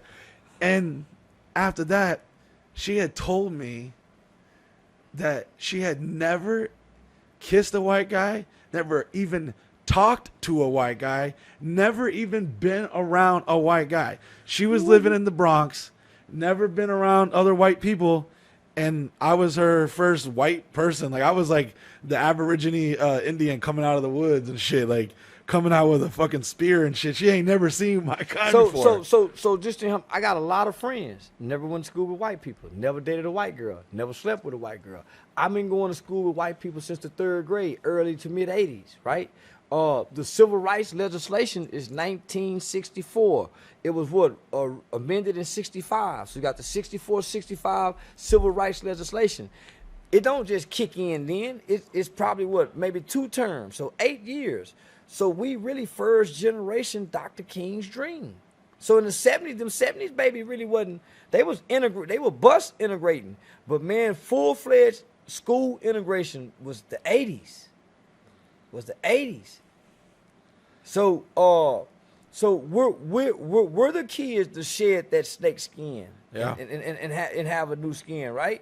Prior to that, it wasn't a lot of mixed babies. We're the first kids to start making them mulatto babies. So we really don't know hate. I heard you once say, a great way to fight racism is fuck it away. You goddamn right it is. We just need to start fucking. Because you can hate all, you can be ignorant and hate whatever, but you get up and use some of that purple pussy, boy, you're going to be good. You're going to be all right. Well, that's why. You're going to be good. That's why the hateful one before us say, I catch you doing this, motherfucker. I'm going to cut that mother. Because they know, homie, that's going to solve it. I mean, eventually, we're only like, if we all just start fucking each other, then in 20 years, we won't even be able to fucking ancestry our ass out of here. That's what's happening. All the 23andMe's you want, but you ain't got to know what the fuck you got in there. That's what's happening, and you cannot tell me that's gonna be God's way to bring peace into the world. The mixed race of humans. Moses married an Ethiopian woman, and I remember back in high school getting in a civil conversation, because I feel like years ago, you could actually have a conversation without it turning into a goddamn fucking race war, and the communication got cut off. But I think when you cut off the communication and you do the censorship and you do whatever, I want to know who's fucking racist. If you saying this and doing that, you feel some type of way, I want to know. I don't want to be surprised by it. I want to know, all right, where I should spend my money, who I should fuck with, who I should lend a lawnmower to. Yada, yada, yada. Yeah. And now it's kind of like, I feel, gone underground, and then you'd be hanging out with somebody like, oh shit, I didn't know Bob was racist. My grandmother is 83. Grandmother cleaned houses for white people most of her life. Grandmother's racist. So I got Mexican kids. My grandmama didn't like Hispanics at first. On the flip side of that, my children's mother, her grandparents didn't like blacks at first. So, man, Grandpa Richard was a racist Mexican guy with a bunch of tattoos on him. My son is the first mixed black kid in the family. He solved the racist issue because they eventually loved this kid. And because I've seen couples like because that. they saw how I loved the kid, man, me and Grandpa Richard became buddies. Because Grandpa Richard would teach my son, he was the grandfather that I wish I could have had. I was the kind of father he wished he could have been. So me and Grandpa Richard, before Grandma B died, when Grandma B first walked in and saw me at the house, her first reaction was, what is this nigga doing in here? And she said nigga and walked out the room. Because no black person had ever been that up close and personal into their space like that. Like they're touching an alien or something. Yeah. But they've been robbed before by some black people out there. So it's understandable. So I had a Puerto Rican kid steal my bike, me and my sister, and I ain't gonna lie, I was a little salty to those Puerto Ricans for a hot minute. and here's the other thing too. Everybody's so scared to be honest with themselves. Yeah. And this is a very unpopular thing to say, but any white person who ever tells you I ain't never said the hard R, they're full of shit. They full of shit. So if you're white and you're gonna tell me and the rest of the world that you ain't never said hard R, you are full of shit. Yeah, they full of shit. So from that point forward, I don't believe you, because we all said it, whether it was playing music or we were just growing up. You know, you all saying crazy cuss words and crazy shit, and you don't know what you're doing or saying, and especially as a kid. Especially when you're young. But no, you won't hear another white person say that. They're like, well, I've never said that. Man, you a motherfucking liar. Because we all, if we're honest, at the end of the day, we've all have a little bit of racism in us. We all have like, all right now, it's late at night. Oh shit. Okay, who is that? Well, maybe I should, there's just certain tribalisms. Yeah. Like it isn't necessarily just racism. You could go to different countries and they will fucking literally shun you because you weren't their nationality. It ain't even race. Like now we got races. We got race. Then we got what country, where you're born, gender. economic stats. We were all fucking human beings until we were labeled with a gender, a race, an economic status, a religion, a fucking sexuality, whatever. Then the divides come, and that's how the motherfucking man gets divide and conquer. Yep, divide and conquer. It's like the scariest thing. That the powers that be, our governments and whoever's puppeteering these strings, they don't want to see us fucking unite. They want to see the division and the hate, and they don't want to see us making that motherfucking Jungle Fever sex tape. Yeah. They don't want to see none of that. They want to see us like hating and being ignorant. But the only way you get to like know and understand is by being around and experience. Imagine some fucking kid from Indiana who has never seen a black person. Yeah, he's probably gonna be a little racist. Yeah, it's different. It's like who the fuck is this? Those damn goddamn extra calf muscles. Fucking, he got my spot on the varsity team. Yeah, fuck him. Yeah, he fuck your girl, fucking nigger. His big old dick got my girl. I loved you, bitch. Or just riding in the car and a group of black people piss you off, man. Fuck nigger, and you just saying that at them to make them mad. Now you just saying that to him and his all his goddamn rhythm. Yeah. Son of a bitch been dancing on rhythm and shit. I hate him.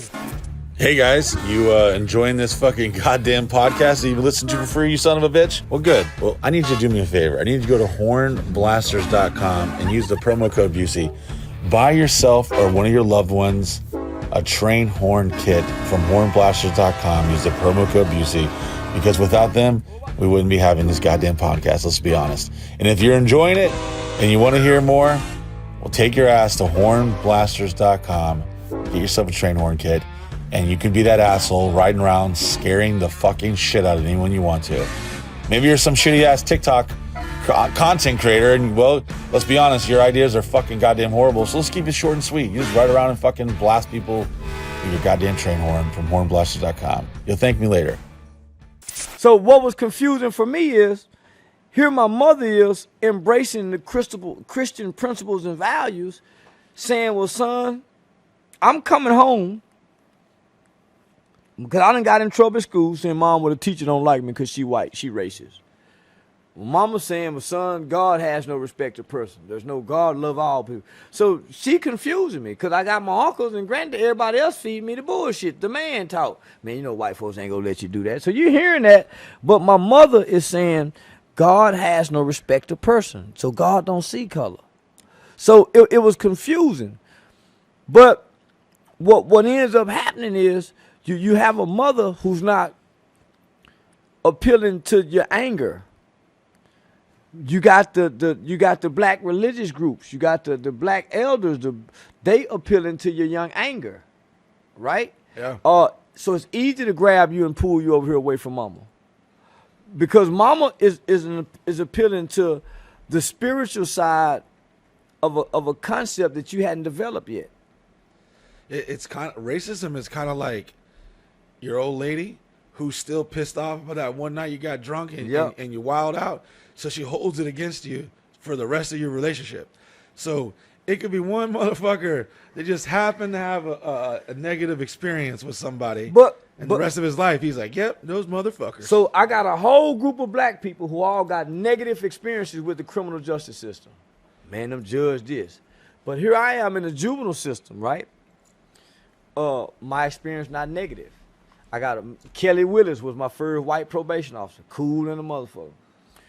My judge, Judge Scott Moore, white guy. Always compassionate every time I go. Let me go, let me go, let me go. Judge Jean Boyd. I got Miss Pompo from the juvenile detention. I got Miss DeRocha. So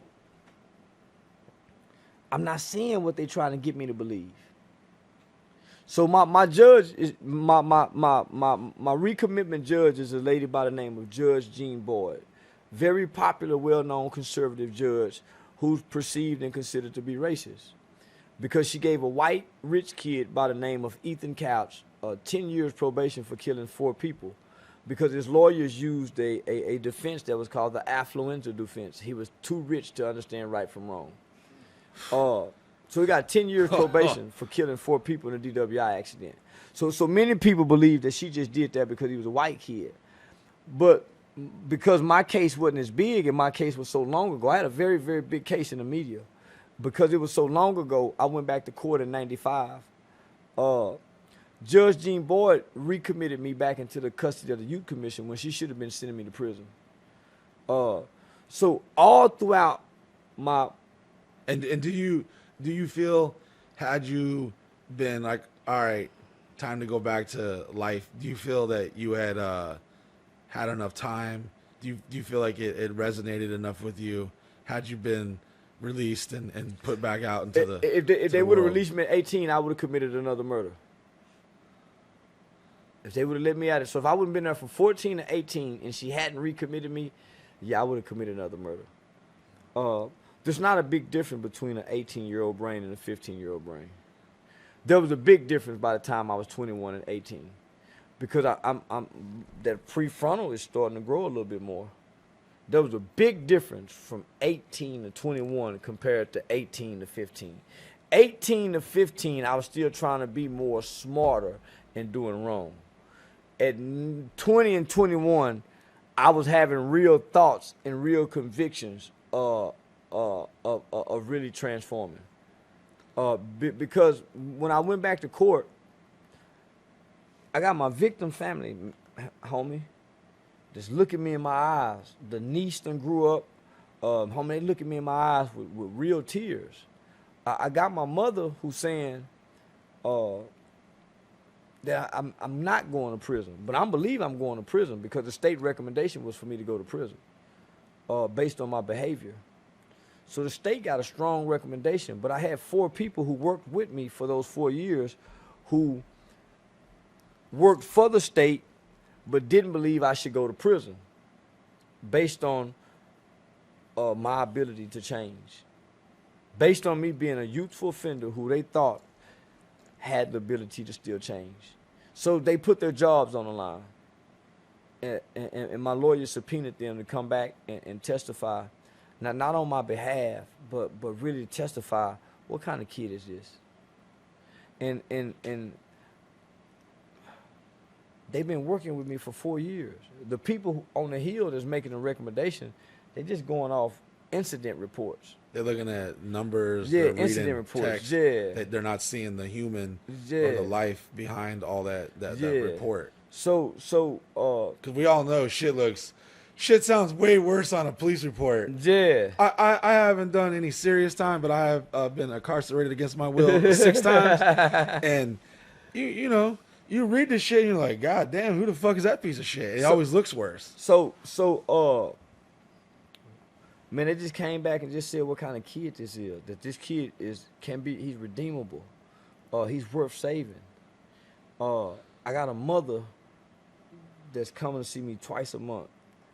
Every visit, homie, we praying at the end of it. She's not condoning the wrong. And I don't understand that the environment that I'm placed in, I can't see the benefit of all it has to offer. Because I'm still hurt as a kid, and I want to be a part of something. So I went in to be a part of the gang culture because I had never been a part of it. I had never been accepted. So it was like joining the NFL when I joined the it's game. a brotherhood. Yeah. You get those male figures, those older guys you look up to, and that is unfortunately, statistically, is what most people do that don't have a father. They want that acceptance. They want that brotherhood. But I have male staff members who work there. Who I'm saying, man, I wish that could be my dad. Man, I wish he can be my uncle. And over the years, we're developing these kind of relationships. So when they recommitted me, they didn't know what they was doing for me. They was giving me time to grow up some more. So you were probably like, oh, you motherfuckers. Well, I was, but I thought that they would at least let me out before my 21st birthday. So I thought, okay, yeah, they recommitted me. They didn't parole me then. So I'm thinking I can be paroled in a year. I remember the judge asking my mother, Miss White, are you asking for your son to be released today? And my mother said, no. That has to. Ooh, that's a hard pill to swallow right there. Mama know better. Mama know me better than everybody. I had just started trying to do good 6 months before I went to court. I hadn't been trying to do good none up until then. Mama know her boy. Mama still seeing how I'm dressing. So she can still see elements of the gang in me. Yeah. That was the best decision a mother could have made. Because if I would have got out, I probably would end up having a life sentence or being killed. It's crazy how sometimes something at the time feels like it's the end of the world, and it's like it hurts, and it feels like you're being shitted on, but it's really a blessing. You just don't know it yet. I would have been getting out in 95 at 18 years old. I mean, most of my classmates was just getting out of high school. So my graduating year was 1995. So imagine I'm getting out my graduating year at the time when most black men was going to prison at that time. I would have fit in those statistics. I haven't been to prison. I got out in 1998. My record sealed, I haven't been to prison. But if I would have got out in 95, I would have affiliated myself with the gang. So we're not mathematicians or anything, but it seems that swallowing the ugly pill of the statistics is when a father is not present. The mathematical probabilities of them being a problem are greatly intensified. In 2003, 2002, Senator Joseph Lieberman said that fatherlessness is number one greatest problem plaguing America right now. And I feel that And that's across all racial lines. oh yeah, because I mean, you see it in all culture, you know. Yep. I had friends, and there were times when my dad wasn't around, because I got bounced around, went here, foster home there, went staying at grandpa's, went staying at grandy's, yada yada yada, and you could pull a little bit over dad, but you couldn't pull nowhere near what you could on mom. Mom, you could look at her, oh no, I'm good. And Mama believe your lies knowing you lying and act like, you know, but daddy ain't. Because I feel like there's something genetically in there. Like, boy, I know what you're doing. What you doing on those blankets, boy? I seen your hands moving, boy. You beating your dick. Yeah. Get out here, boy. Yeah. And they just know that we can't pull the bullshit out of them, and them having that masculine energy, and normally, you know, like I got my ass whipped. At the time, it was I thought it was the end of the world, but guess what? I didn't do. I didn't go to fucking prison. Yeah. You know, so those ass lickings may have been really shitty at the time, but you know, there is something too, a little bit of that child abuse, that physical fucking love sometimes goes a long way. Yeah. But there's a fine line between, you know, too much and not enough. See what happened with mama? Mama confused the baby. So from infant to toddler, you baby. Because he's sweet, he cute, he lovable. Boy, when he started to not be so lovable, you start wanting to pop him and be mean to him. Yeah. You see what I'm saying? So now, out of frustration, out of anger, and even at times resentment for his father, you withhold the nurture. Because for one, he getting on your nerves too. So it's hard to nurture something that you frustrated with or frustrated at.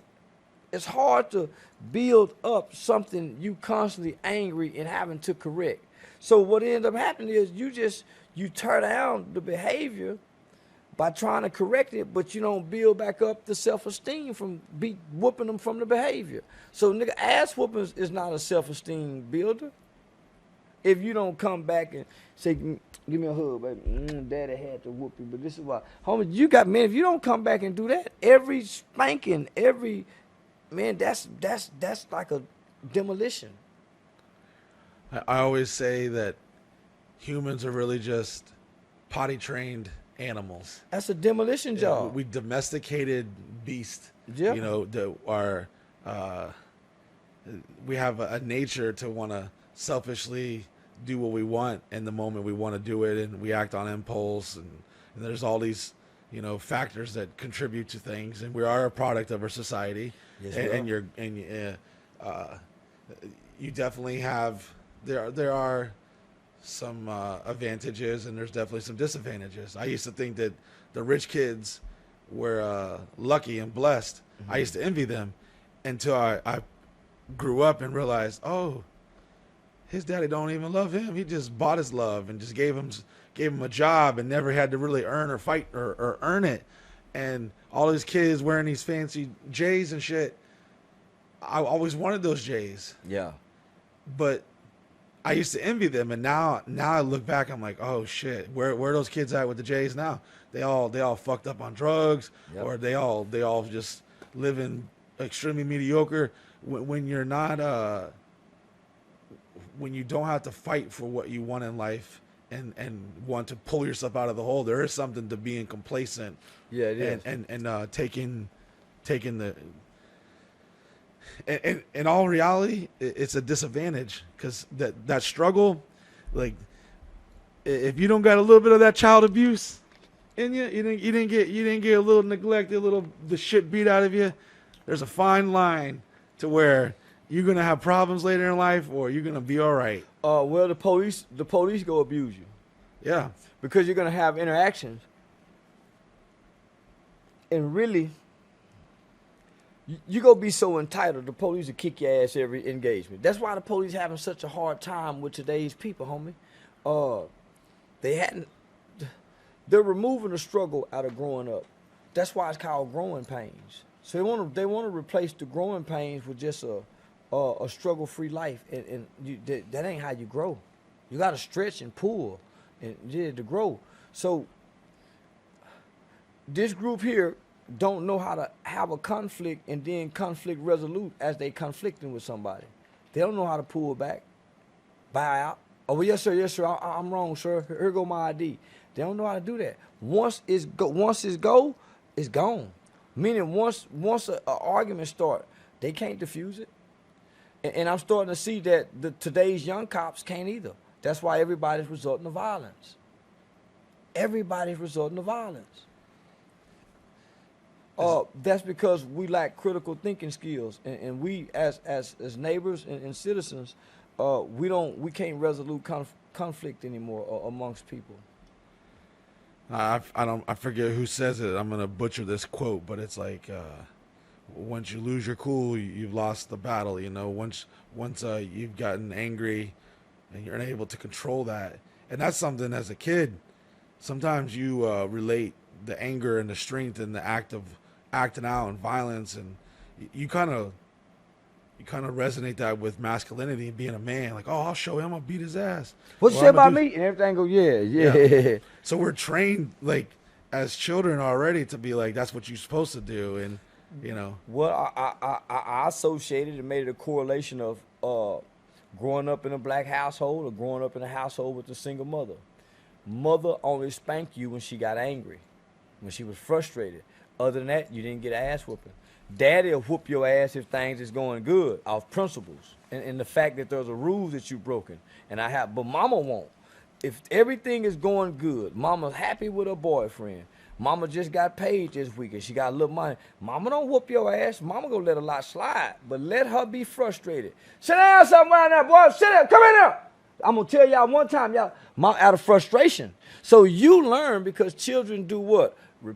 Mimic what they see and repeat what they hear. So where you learn how to fight from? Nigga didn't put you in no boxing. Motherfucker been hitting you, so you learn how to hit. Where you learn this behavior from? Where you learn that if you spank this motherfucker and make them cry that they won't do this no more? What if you take the television out the room? What if you make this motherfucker write a 10-page essay and have to have it done by such and such time, or I'm adding 5 more pages to it? What happened to going into the backyard? You're going to cut the grass. You're going to do this. You paint the bathroom. I want you to clean the toilet out. What happened to discipline with that rod? Why does it have to inflict pain? And I'm saying I'm hurting you. Now, I'm intentionally hurting you. But I'm doing this because I love you. And I'm intentionally inflicting pain on you. And this really hurts. How does that resonate with a kid? No, so what I learned to do is I learned to hit people when I get mad, whether that's my wife, my woman, or my neighbor, or my classmate. It's a learned behavior.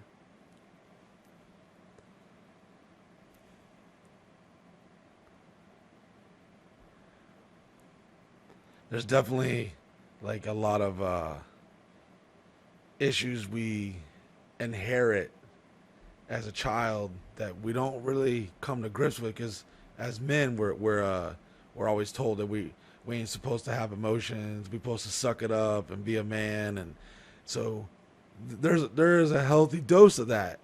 Yeah, you know. But what happens is when you get too much of that, and then you got the guy that doesn't even know how to say I love you. We all got a family member that never said I love you, no matter what you did. And that's just. I struggle with that in relationships, Mike. Because I had such a loving mother who loved everybody, I never seen nobody love mama. I never seen nobody love mama.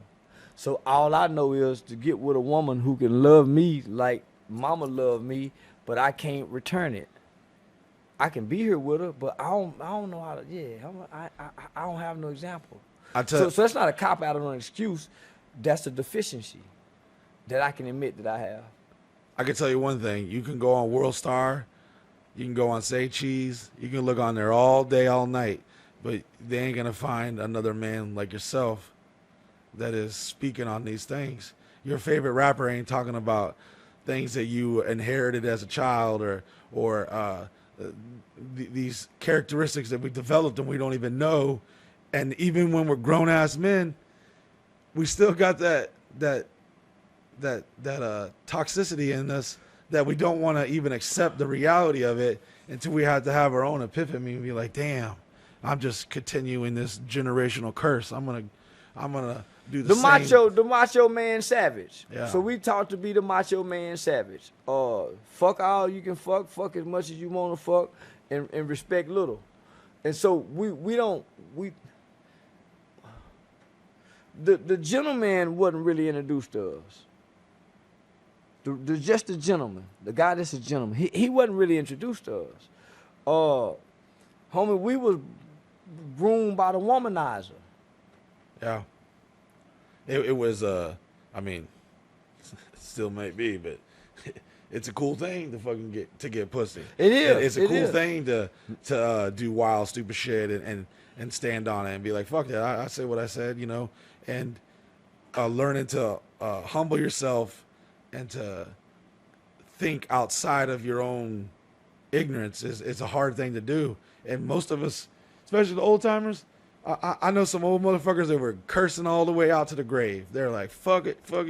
And they're just stuck in their ways. Yeah. And you ain't never going to change that. Yeah, they ain't apologizing to the kids, none of that. Yeah. Whoever mad at them when they die, they saying, fuck it. Those was a stubborn group of men. And we came along and said, man, we don't want to be like them. Yeah. We don't want to be like Grant. Man, that was a stubborn group of men but before us. Well, they the ones cut our life expectancy years down. We used to live long. But the group before us, meaning our grandfathers and our fathers, they cut it so much. They got all the love and didn't know how to love. So, man, they get ulcers and get all other kind of shit. And it's true. They got all the love and didn't know how to love, homie. They didn't know how to love the kids. Man, they got all the love in the world. So now, since they were so selfish, they don't have nobody to vent to. So they hold everything on the inside and they have health problems. Now the women we got today would love to hear us vent. But nigga, we don't know how to communicate on that level and still feel macho, if we be honest. And still feel macho. I feel like I'm getting my period right now talking about this. That's what I'm saying, nigga. Well,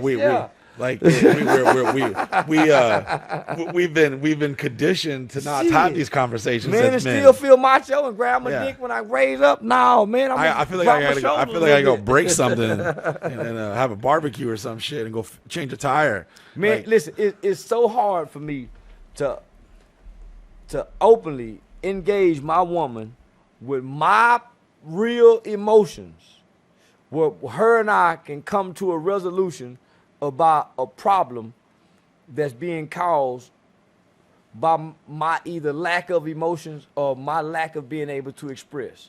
I'd rather pay all the bills than open. You see what I'm saying? Bro, I can relate to that. I'd rather buy the $10,000 ring and say, okay, here goes some money, because I don't know how to operate from that insecurity. Talking about my feelings. It takes we always been conditioned to, and this is something that crosses race boundaries and everything. It's just a masculine thing, and there's such an important necessary for that energy, but there is a toxic dose of it, and now they're trying to take it all away. Yeah. They want to chop your dick off and tell you there's fucking 500 genders and all this other bullshit.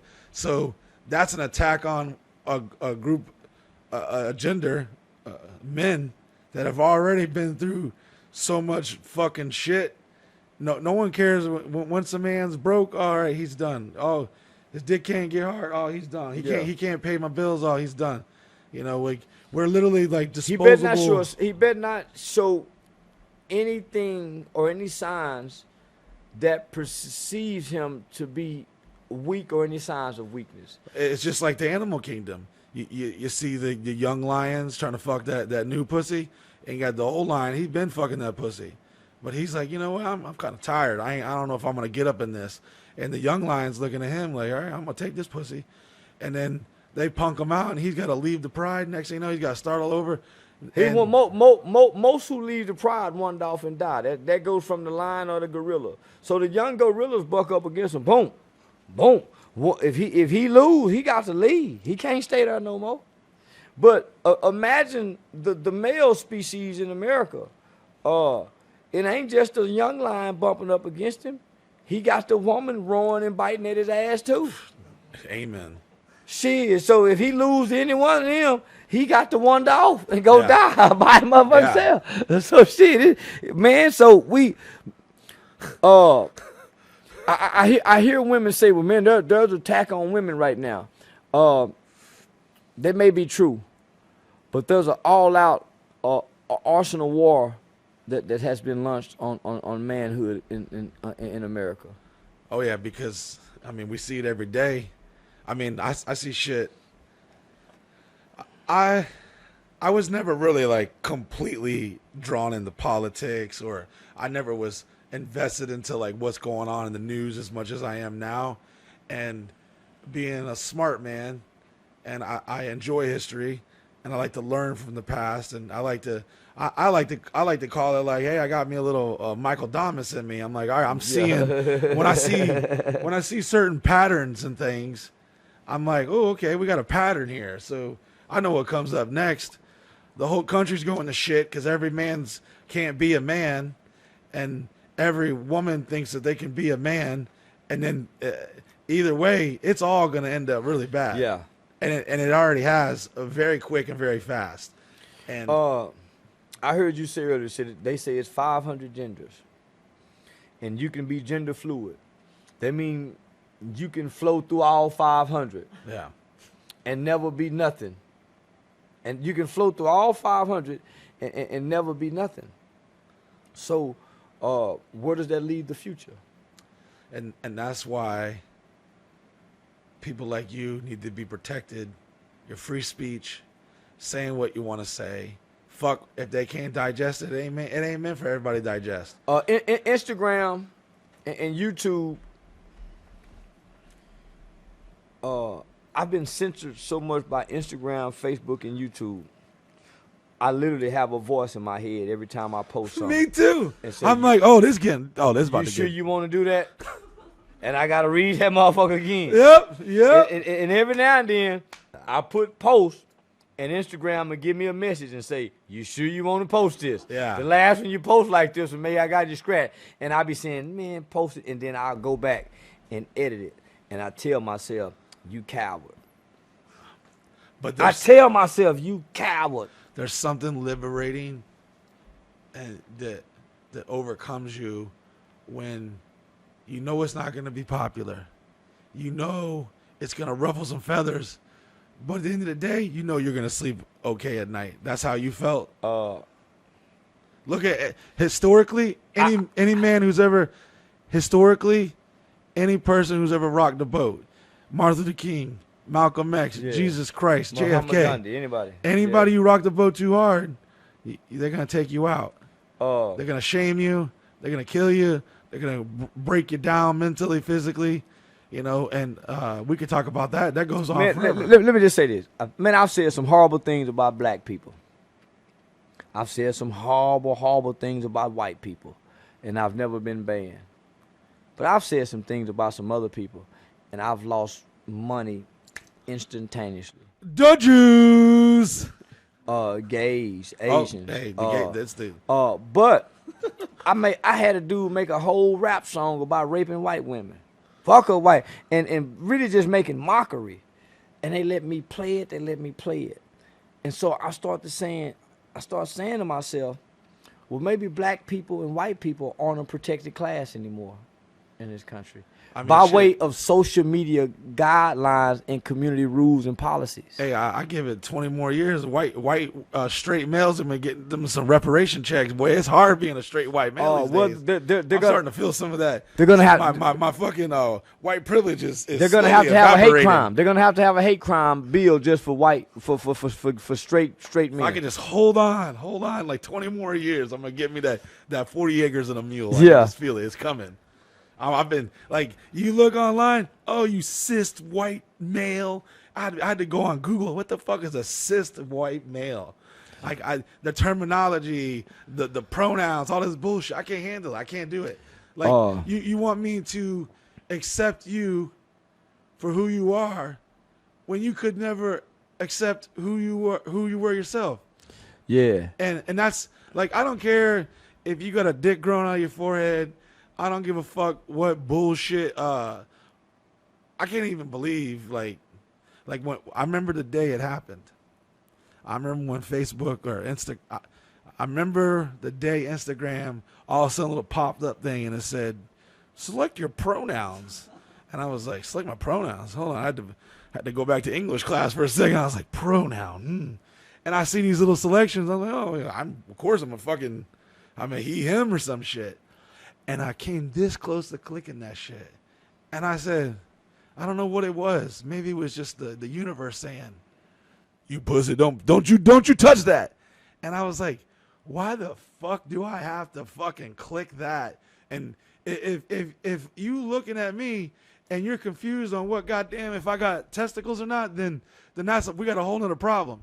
Like if I be on Tinder and swiping, and when I see a girl, I used to swipe it, like, all right, okay, she's fuckable. Now I see septum pierced, nope. I see cats, I'm like, nope. Oh, you got green hair, bitch? Nope. Oh, you got pronouns? Nope. Because I just look at that and I'm just like, why do you feel that you need to tell me what fucking gender you are? Yeah. If you got to tell me if you got a pussy or not, I ain't trying to fuck. That we got a whole nother problem. Yeah. And these motherfuckers ate it up like raw. They couldn't put the rainbow flag fast enough in their bio. The little black fist.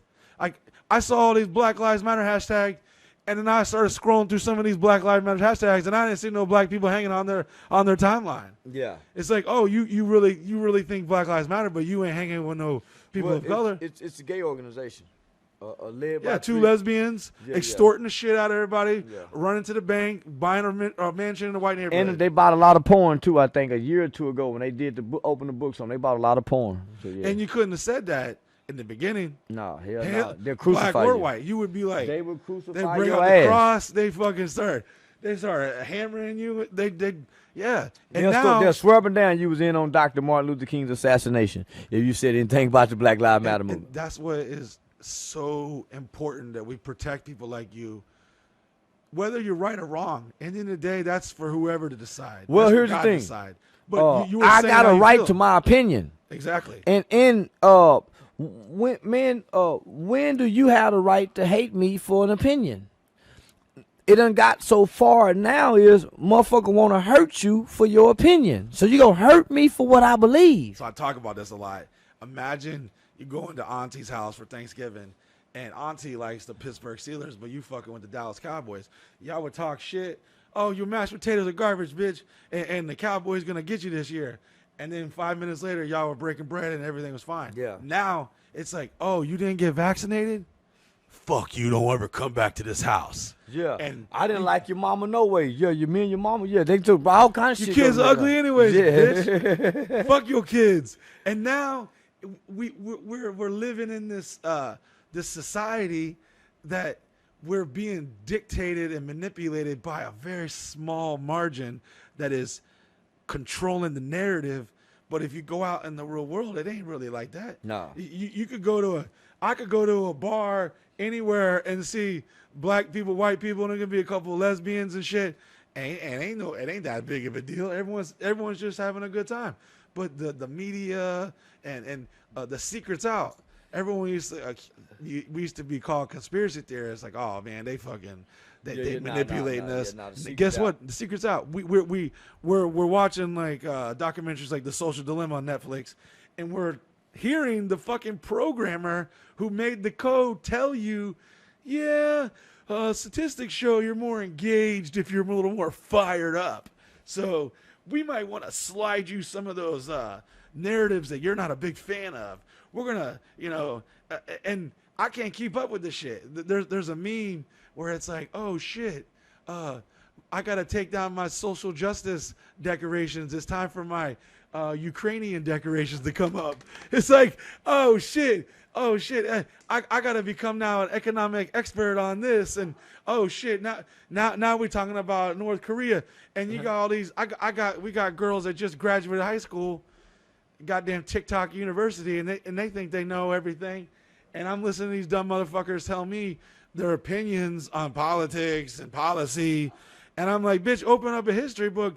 You take the guns away, you take the freedom, you take the speech. That shit ain't, your ass gonna be an Anne Frank real quick, real. hiding in the attic, bitch. Yeah, for real. Oh, nasty ass bitch. For real. Take that bullshit out. Hey, listen, all you white girls, if you got hashtag Black Lives Matter and you ain't fucked a brother, take that shit. I want it gone. Yeah, I want you got 12 hours, bitch. Immediately. Or Yeah, I'm sending Charleston White to your house. He gonna fuck your mama. Oh, you right? ain't in one.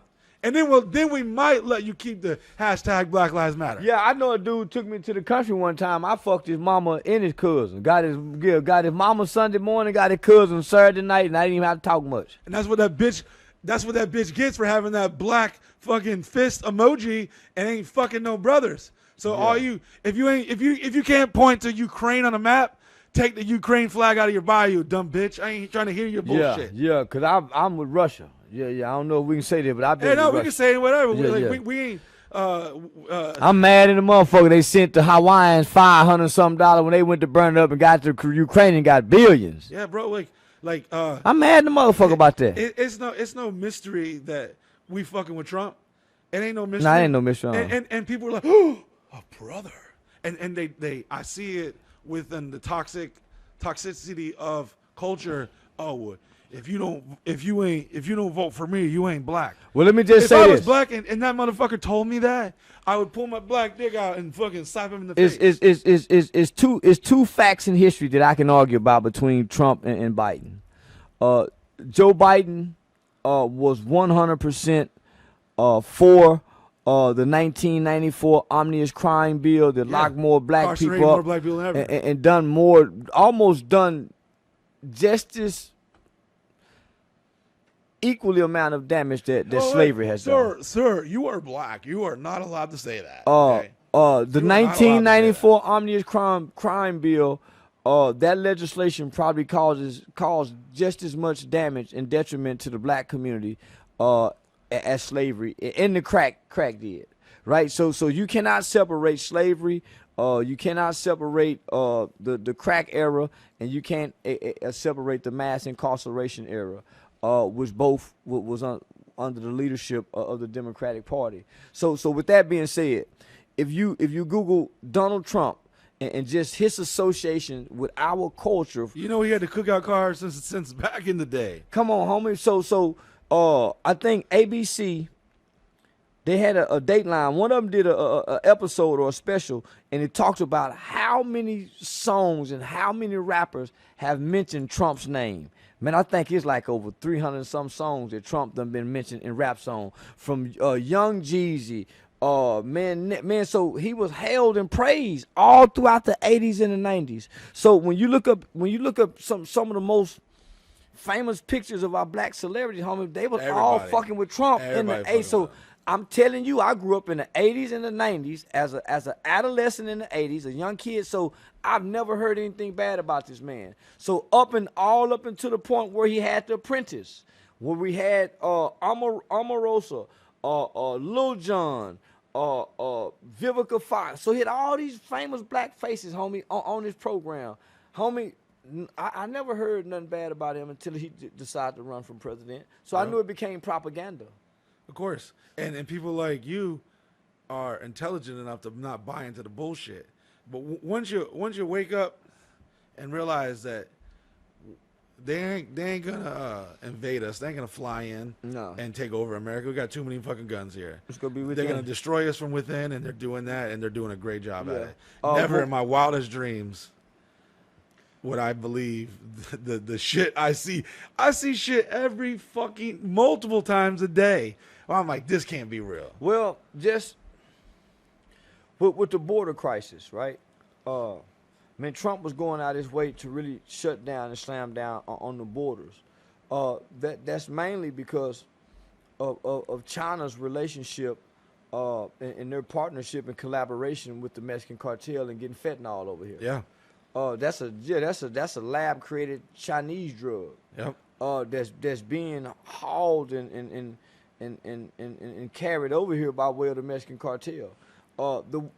China knows that America buys up 95% of the world's drugs. Trump was really trying to put a crackdown on the border. Man, right now our borders are wide open.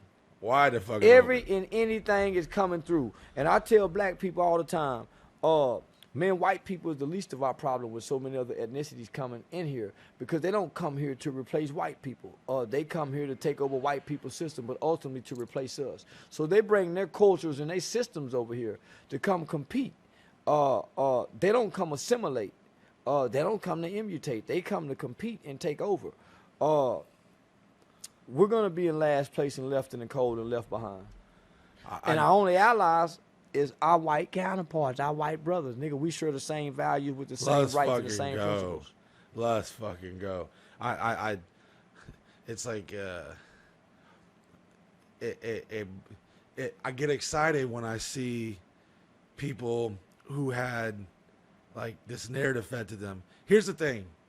I'm okay if you fell into the bullshit and you're like, you know what? I hated Trump. I think I was fucking with Obama. And here was one of the greatest tales for me. In the beginning, when Barack Obama wasn't fucking supporting his vice president of 8 years, that should have told you something. Yeah.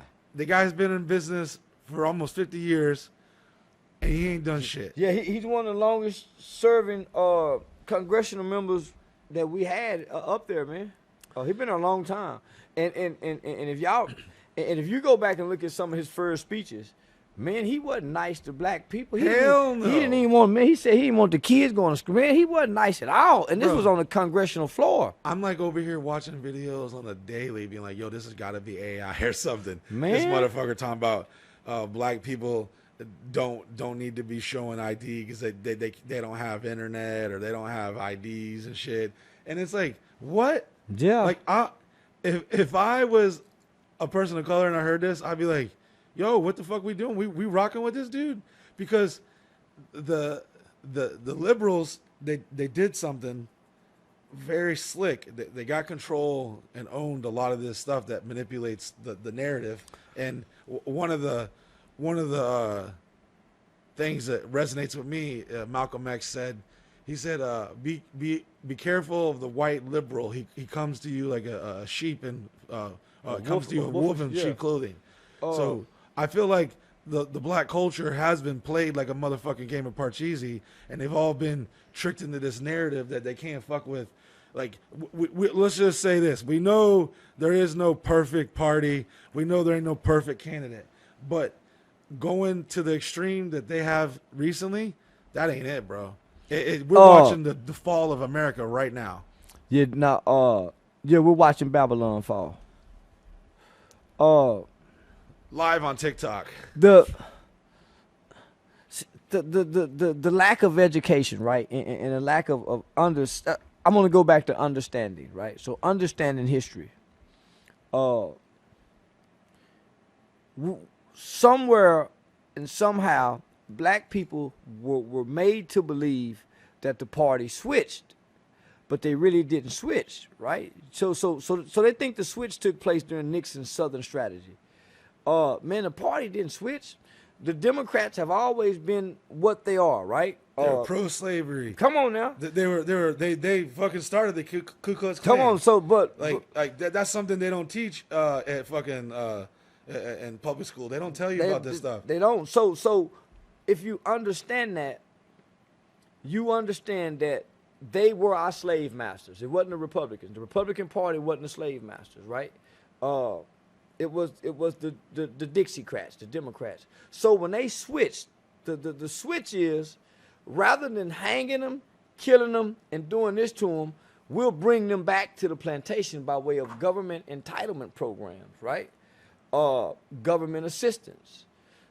They'll forever stay over here. So when LBJ said, I'll have these niggers voting Democrat for the next 200 years, that was the plan.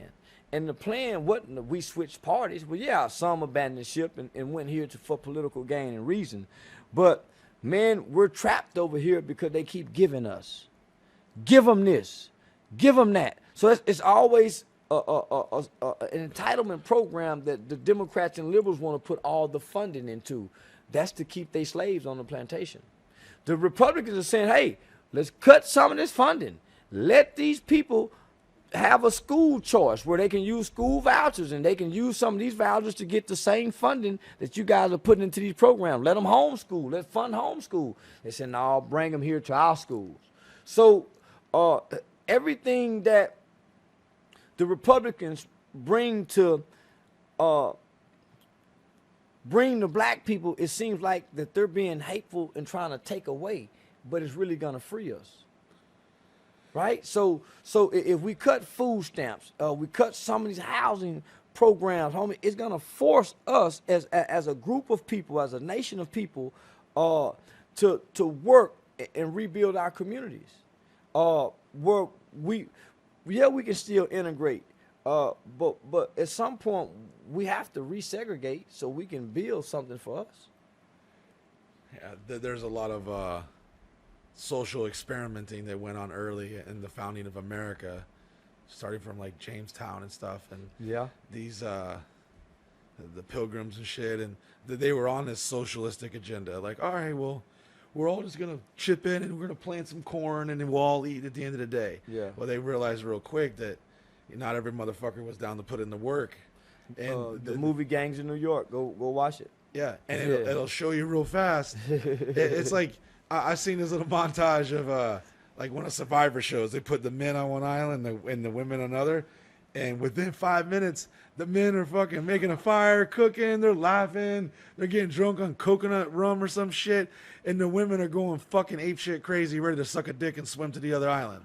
Yeah, it's very crazy how quickly people snap back into their gender roles, their traditional gender roles, when shit hits the fan. You don't see no bitches lining up to go to Ukraine to go fight the war, but I see a whole bunch of flags in their fucking bio. You call it roles, I call it nature. Nature's gonna reset, because we're defying nature in trying to develop these roles. Domesticated animals, we potty trained animals. Man, that it sounds like a great idea. That motherfucking gorilla ain't supposed to be sitting in the zoo just sitting there looking at you, and he's just sitting there the whole time y'all looking at him. He's been sedated. He ain't in that motherfucker high, sedated, full of shit. I'm excited though, because I have seen so many people come out. It's like watching someone. It's like it's like when I went to church when I was a kid. You see someone come to Christ or something. You see a black person say, I'm fucking with Donald Trump. It's like, oh, welcome, my brother. Yeah. And it's funny. You see these libtards so all butthurt, and they claiming racism, this and that, but the moment a black person wants to choose something that goes against their narrative, then, oh, fuck you. You're still out. You're Uncle Tom. Yeah, and it's like, what? Like, you're the definition of what you're claiming now. Now you're trying to take away his freedoms and rights to choose and use his own damn brain. Yeah. And it's easy to get caught up in the politics. Because at the end of the day, we're all getting fucking fucked in the ass, but it's. I went to both parties, from the grassroots, community level. I went to the Democrats first, so those were the black preachers. Those were the black city councilmen. So I met with Councilman Gina Bivens. I met with all the black pastors. When Chief Joel Fitzgerald was the first black African American police chief in the city, so I would meet with him regularly. I met with Senator Darrell Hudson. So I met with all the black leaders, homie. But they want a protege, right? So they want to develop you, and then they want to place you in their shoes, meaning you're their protege and you're their puppet, right? Yeah. Put their arms around you, and I was looking for action. Compared to the ones that went to all the luncheons and the business meetings. So I went to the Democrats first, and they were saying, well, Charleston, apply for this grant. Apply for this. We'll go see if you can get some sponsorships here. Well, I wanted to know how to self-sustain. So when I got with the Republicans and started meeting with more conservative people. Let me just say I'm a conservative individual who just so happens to vote Republican. So I got conservative principles. I got conservative values. The Republican Party is the closest thing to upholding conservative principles and values. So yeah, they have flaws, but they do have a conservative value and platform that they uphold. God, family, country. Foundation solid. Yeah. There's a couple cracks. Yeah. But it ain't perfect. But it's not. It ain't be what you want to be today. You only live once. No, it's morals, principles, and values and constitution. So I like to say I'm a conservative nigga who just so happened to vote for Republicans, right? Because you can get a Democrat that can play Republican, but not really be a conservative. So I look for conservative principles and values for an individual to push. You can't fake those values, because those values lie in your marriage, in your actions, how your kids behave, and all of those things, and how you vote. So I found my place in what I value.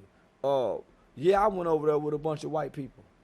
But when them white people found out what I did, they made sure how to show me, not just give me, but show me how to be self-sustainable just in case they quit me. I'm going to say it again. They showed me how to be self-sustainable just in case they quit me. Yep. So that's where my level of respect came from within the Republican Party, because they were showing me how to go to legislation and author and get bills legislated. They were showing me how to put stuff on the books for this legislative session. They were showing me about block walking, phone banking, fundraising. I think that's the part that aggravated me the most and frustrated me with like the Black Lives Matter movement, is that off the rip, it sounds like a great idea. Of course, Black Lives Matter, and it's easy to be like, all right, yeah, of course. I've also been a fucking victim of police brutality. I've had the FBI move in my house. Yeah. I've had my doors kicked in. As my manager Miguel Cologne says, I'm the wrong kind of white. Yeah. So I can relate in that aspect. And the one thing that frustrated me, I was like, well, how's burning down the Foot Locker gonna help fucking the laws of engagement? Well, all right, let's get rid of no knock warrants. All right, don't let them motherfuckers be choking people out and doing all this stuff. But then at the end of the day, I don't see anything passed, any legislation, any new laws changing the rules of engagement. What I saw is each police shooting, there was a lot of GoFundMe accounts that would go to millions. A lot of Black Lives Matter, Sean King, Lee Merritt, Benjamin Crump, and these became the main faces and the players of every police shooting. And I'm saying, how can this be? Because how does every family who gets killed by a police officer know to call these people? And they're not from their city. So what ends up happening, they hear about a police shooting and they send somebody down there and say, hey, you might want to call such and such. Because why don't they get somebody locally to do this to represent them? I just think the narrative was necessary, and I think it got hijacked by corrupt, greedy people, and the agenda became like weaponized. Like, oh, what if you don't want to take a knee, then you ain't with us. Well, and it became like, oh shit, like you a piece of shit racist if you don't want to fucking jump in on this. I think it really started with ill intent, because it only addresses police shootings, nor the issue with black people. So it don't address wrongful convictions. Yeah. God, wrongful conviction been overturned, 30 years in prison. That's a good point. It don't even address those. If their lives not matter, even though they've been incarcerated prior to this organization. So just think about this. Black Lives Matter never really responded to Tamir Rice shooting. It always responds to a black man being shot by a white cop. Tamir Rice, it didn't respond to Tamir Rice. It don't respond to the little black girls who getting slammed in the hallway by the white police officers being overly aggressive and shouldn't be responding to female contact anyway. It should be a male officer and a female. So they don't address anything about that. They don't address when the black man is accused of a crime. So they don't address that. It's only a police. So it's a narrative if they're trying to paint. to divide America, black America, from law enforcement, right? To create a lawless environment for us where we never feel safe calling the police. So now every time the police come into our communities, there's an innate belief that they are an enemy. So how can they serve us? Because their job is to protect and serve. Meaning, not just protect. When my car's broke down on the side of the road, they stop, hit the lights. Hey, are you okay? You need some gas. Rather than saying, hey, can I see your ID? And running my name before you try to investigate a crime that I've called about. But if you have this belief, when you come driving through my system, it's almost like you're treating us like insurgents in another country. You're not from this neighborhood, and you believe all of us are against you. How can you be the best at your job at protecting and serving us, and you believe we hate you and we're your enemy? So on the flip side of black people, if you really believe they're your enemy, why are you getting mad when they kick your ass and kill you? You believe they're your enemy. You treat them like they're your enemy. So why are you so surprised when your enemy kill you if you really believe they're your enemy? Got a point. You don't believe they're your enemy. You have a narrative that's being pushed to you by way of propaganda, divide and conquer. Come on, man. And we all know there's a lot of piece of shit cops, and we also know that there's a lot of them just doing their job. Nobody likes a bad cop, not even bad cops. But nobody's identifying bad cops because nobody likes a bad cop. But we done made all cops bad. So how can we separate them when we done made all cops bad? I know I'm wrong for saying this, but I remember seeing all these riots and shit and being like, why are they burning down the Foot Locker? Go burn down the goddamn police department. I said the same thing. Go burn the city hall down. But I got police friends though. Don't burn down the goddamn Chick-fil-A. I got police friends that I realize that they're humans beyond that badge too. It's a human behind that badge. Just like it's a human behind every car you pull over. But we stop trying to understand that. Man, he's scared too. He got to come patrol this neighborhood where he don't have no ally but his other police buddy that's around there. So he got to look over his soldiers. He got to unclip it. He don't know who for the attack. He got to come to work like this every day. And not only that. How many times they quit? Like, come on, homie. They begging, they shipping fucking cops down to certain states. And because we're not police friendly no more, they got to walk on eggshells. Their jobs is always on the line. They have to do everything perfectly. So we on their ass as citizens. They supervise on their ass, the chief on their ass, the mayor's on their ass, the city secretary and the secrets, everybody's on their ass. So when you put this in mind, they still gotta leave home and kiss their wife, hug the kids, not knowing if they gonna come back home tonight. And what's crazy about it is, like you said, at the end of the day, they're humans. You know, we don't know if this kid was a dusty nerd in high school. Come on now. And his bitch got fucked by the football player. And now he going to pull him over and find him. Oh, I'll find you, Johnny Brown. Where are you at? Because fuck my bitch. Because that element does exist. And we forget that. That's a human element that does exist. So that this guy, he's got a fat wife. It ain't sucking his dick. His coffee maker didn't work. He gets to work. And you mouthing off because you in your feels. And next thing you know, you're getting shot because he just can't control himself because he's a goddamn human at the end of the day. Yeah. And that's you know, like when I saw the defund the police, I was like, all right, I don't think these motherfuckers need to have tanks, but I think it should have been more like, hey, reform the police structure. Well, let me just say this: if you want to defund the police, then get more involved into your local politics, and because why would you defund yourself? Over half the money that's going to your police department is that's our money too, under the umbrella of public safety, right? So what falls under public safety? Crime prevention and crime intervention. So those are your after school program. That's your Boys and Girls Club. That's your grants. That's your fundings. That's all that's for your nonprofit. So why would you want to defund that? What you need to do is get more involved and say, okay, When I was staying in L.A., I found out the L.A. Police Department had over $1 billion budget.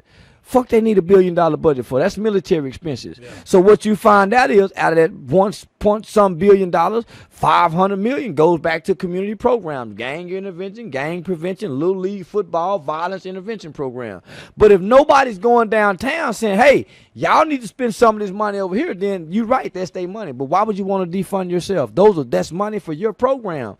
But since you have lack of knowledge about where the police spend their money, because they spend their money and we spend their money in the name of public safety. So when they getting convictions, when they get catching guns, part of the money that's coming back from the federal government, that's ours too. That's why you got a nonprofit 501c3 to get those grant fundings from the government. And what are those? Now, years later, we look at the statistics of these cities that are ran by liberals, Democrats, with the strictest gun laws, the highest crime, got all that, and it's like, okay, so what y'all just made? They passing laws where they're not even prosecuting motherfuckers robbing people. They're just like giving them a citation and shit. Yeah, and all that's doing is saying, hey, y'all should do some more of that. And you see it every day, motherfuckers running in there robbing shit, you know. But because most democratic cities are big on handing out government money, so all of that crime, man, those high crime cities get a kickback from the government. Man, the conviction rates, the gun rates, they get a lot of federal fundings in the name of government entitled programs compared to a city that don't have a high crime rate. So a lot of the federal pork projects are being cut because you don't have a high crime city. So we can hide money when you got a lot of high crime city. We can create a whole lot of pork projects in the name of federal entitlement program and cipher money by putting you over there as a director, you hiring this person from the United Way Foundation. So because $100,000 a year. Come on, man. Like just. And so they entrap the black people by saying, hey, man, go get pastor over there. Now, pastor can get a tax incentive now. 501c3 for his church. Now, pastor can go get the grant fundings. So we done put state and church in bed together by way of 501c3. So now our government officials are now having political party debates and political function inside the church. Yeah, I've heard that it would be great if politicians were like a NASCAR driver. They had to wear a jacket and you saw all their sponsors. Yeah. You got Pfizer, you got fucking Coca-Cola. Because now we see like how there's this like credit score on how woke they are. Yeah, they might go back to wearing Klan hoods if they had to do that. They go hide their motherfucking face. You lying to me. It's just crazy. They gonna put on Pooh Shiesty masks if they had to do that. Because nobody wants to identify they hidden donors. Because there's a lot of money coming from a lot of places that's going to politicians where if you connect those dots and trace the money, man. Yeah, you'll see it's some, yeah. What's crazy is that like the internet has brought us together so tight and pushed us so far away. And we're able to find out, or at least we think, yeah. Within a couple minutes, we become all detectives now. We're like, oh, I'll find out who owns this fucking building. Oh, what do you know? It's the Rothschilds. It's like a Scooby-Doo episode. I would have gone away with it if it wasn't for that fucking little mayor. Yeah. He pulls his hat off and he's wearing a fucking pumpkin head on him. It's a reason why. It's a reason why they have one of those PAC committees. They're able to funnel the money. And these corporations like BlackRock, State Street, Vanguard, they own in, 88% of fucking every major company. They're owning the majority shares. China in on it. Yeah. China got some lobbyist corporation that's shaping our politicians. Ukraine as well. That's why you see the Biden administration pouring so much money into the Ukrainian government. This was staged long before he got there. This that just in case you win money being sent over there. Yeah. And he won, yeah. That's like if I went over to the Dominican Republic and I said, hey, give me Juan and Pedro. I'm going to buy y'all a house. Y'all go play some baseball, and I'll see you in 5 years. Yeah. That's the type of energy it feels like. And you well, Hunter Biden was over there for fucking around, having fun. I used to be really, really angry at him, and now I'm just like, damn, he just sounds really cool. He was fucking hoes and doing drugs. I don't smoking crack in the White House. Yeah, and now I'm just like, what world do we live in where like there's paper trails? There was millions of dollars sent from China corporations, and there's fucking literally like smoking guns everywhere, and I'm just losing my faith in. I've become not woke. Most but people, awakened. most people I know who was committing high levels of identity theft from the hood was buying their numbers from Ukraine. So say they would spend $1,000, homie, $1,500, and get 400 or 500 credit card numbers, bank information from Ukraine. So this was 8 to 10 years ago. This was 8 to 10 years ago when the scamming had just hit and niggas were buying numbers, printing up their own cards. Man, most of them guys was dealing with Ukrainians. That's why I get so frustrated when I see some girl on Instagram. Oh, free Palestine or da-da-da-da or Ukraine. I'm like, bitch, shut the fuck up. Let me see your butthole and keep it moving. I ain't following you to hear your. I bet you ain't never read no history book. And then now we look at who wrote the history books. Yeah. The corporations and the elite that have influenced the curriculum over generations. Every day I have to look back at what I was taught in school, and I have to like question the reality of it. If I wouldn't have had a private tutor, I wouldn't have no knowledge of John Brown and his boys. So the abolitionists who died. Yeah. The knowledge of John Brown, that alone, say, man, how can I hate all white people?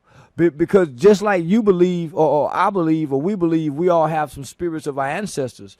Man, them John Brown spirits still lie in the hearts and in the souls of white people. Just like there's a Dr. King spirit, a Marcus, those spirits are still hovering within humans. So,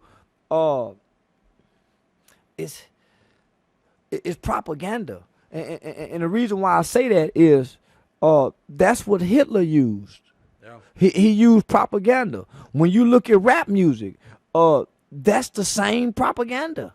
Because that's how you can create a group from the West Coast and the East Coast to not have no problems to all of a sudden saying, die, motherfucker, kill. Propaganda can easily do that. And so that's what we are seeing in America. I don't know who really controls the media, but what's being shown in the media is propaganda to hate America. From our politicians bashing one another, you don't see good in America anymore. There's no videos that show good in America. We have to wait until a tragedy happens, whether that's by nature or by a school shooting, a terrorist attack, or a mass shooting. We have to wait for something like that to happen to see the goodness in people coming together. But even in the end, you see motherfuckers coming to fuck over the victims of those situations. Yeah. So, man, goddamn, America fucked up. So this is my journey with it.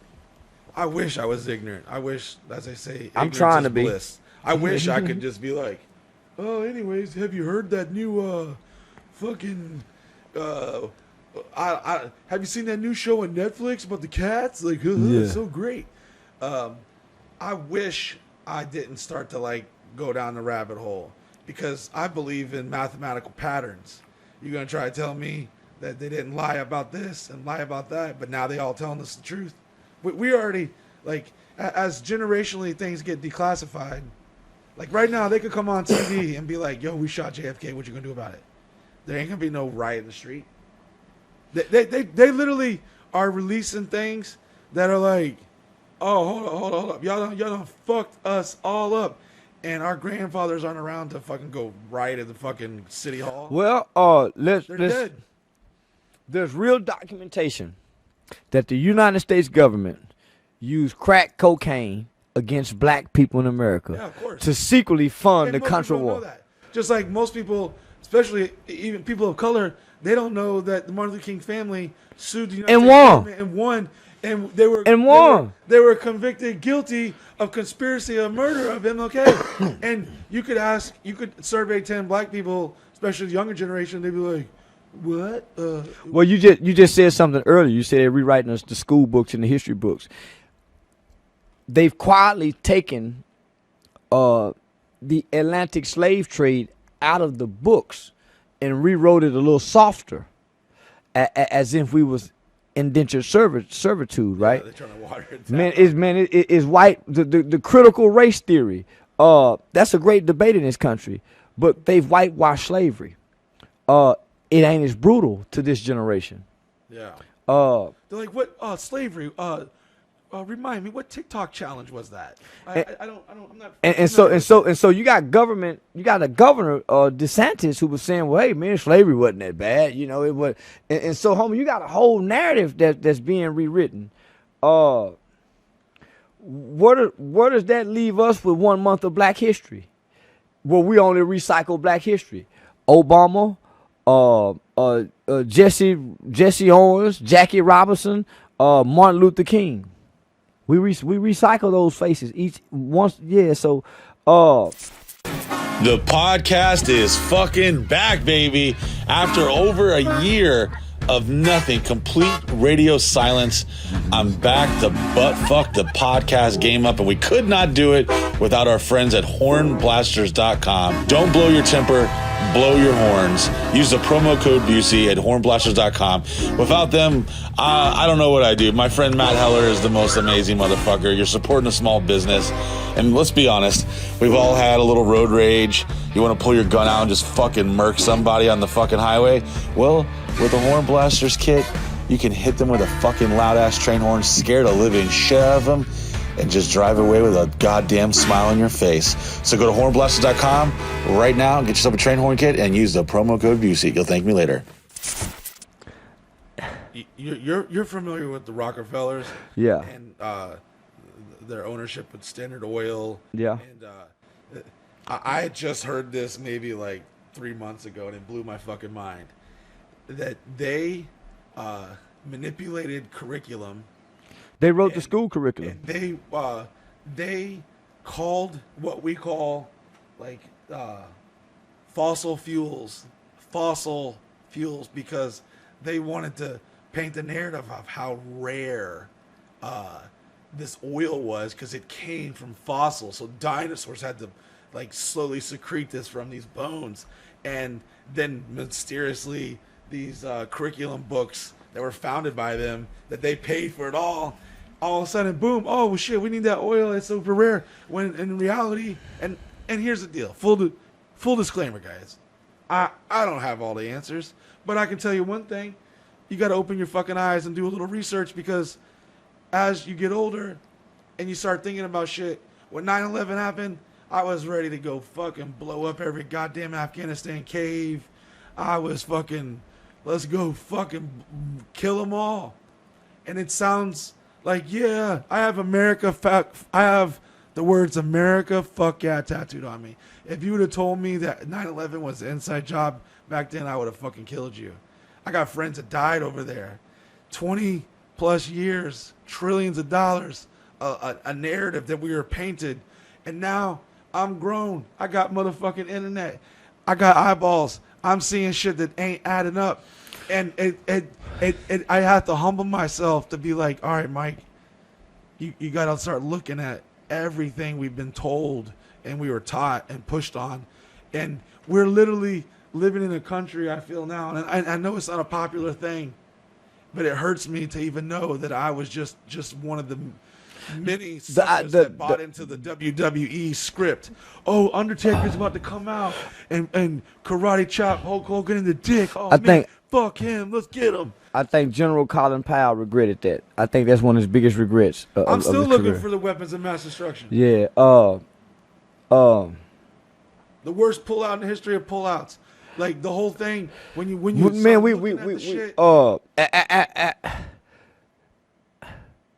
Afghanistan ran us out, and not only did we run out under Biden's administration, we left a lot of valuable military weaponry over there. Billions of man. So who's to say that in 10 or 15 years Afghanistan can't rebuild and become one of our primary enemies with the weapons and tanks that we left over there? We gave AKs to Russia. Or to the Afghans to fight the Russians, and then we fighting them with the same AKs. And nobody's been able to beat them in their land. Yeah. So Here's something crazy that not everyone probably thinks about. In the last few days before the worst pullout in the history of pullouts, there was information that a terrorist was putting a bomb in a car. So they hit him with a drone strike, and come to find out it was a case of water, and it was like 10 people and 7 of them were kids. And that's when you have to wake up and realize that you ain't killing terrorism. All we doing is sowing seeds for future. Exactly. Yeah. We planting them here. Like our kids will be blown up one day on a subway, thanks to the kid that fucking lived in a village and was all excited that America was leaving. Granted, I'm sure, you know, I'm tired of America being the Captain Save-A-Ho of the world. I'm on that 2024 stingy shit. Fuck yeah. that bitch. That ain't my business. Like I know this is not a popular thing to say, but if anyone can relate to not popular thing to say, it's you, my brother.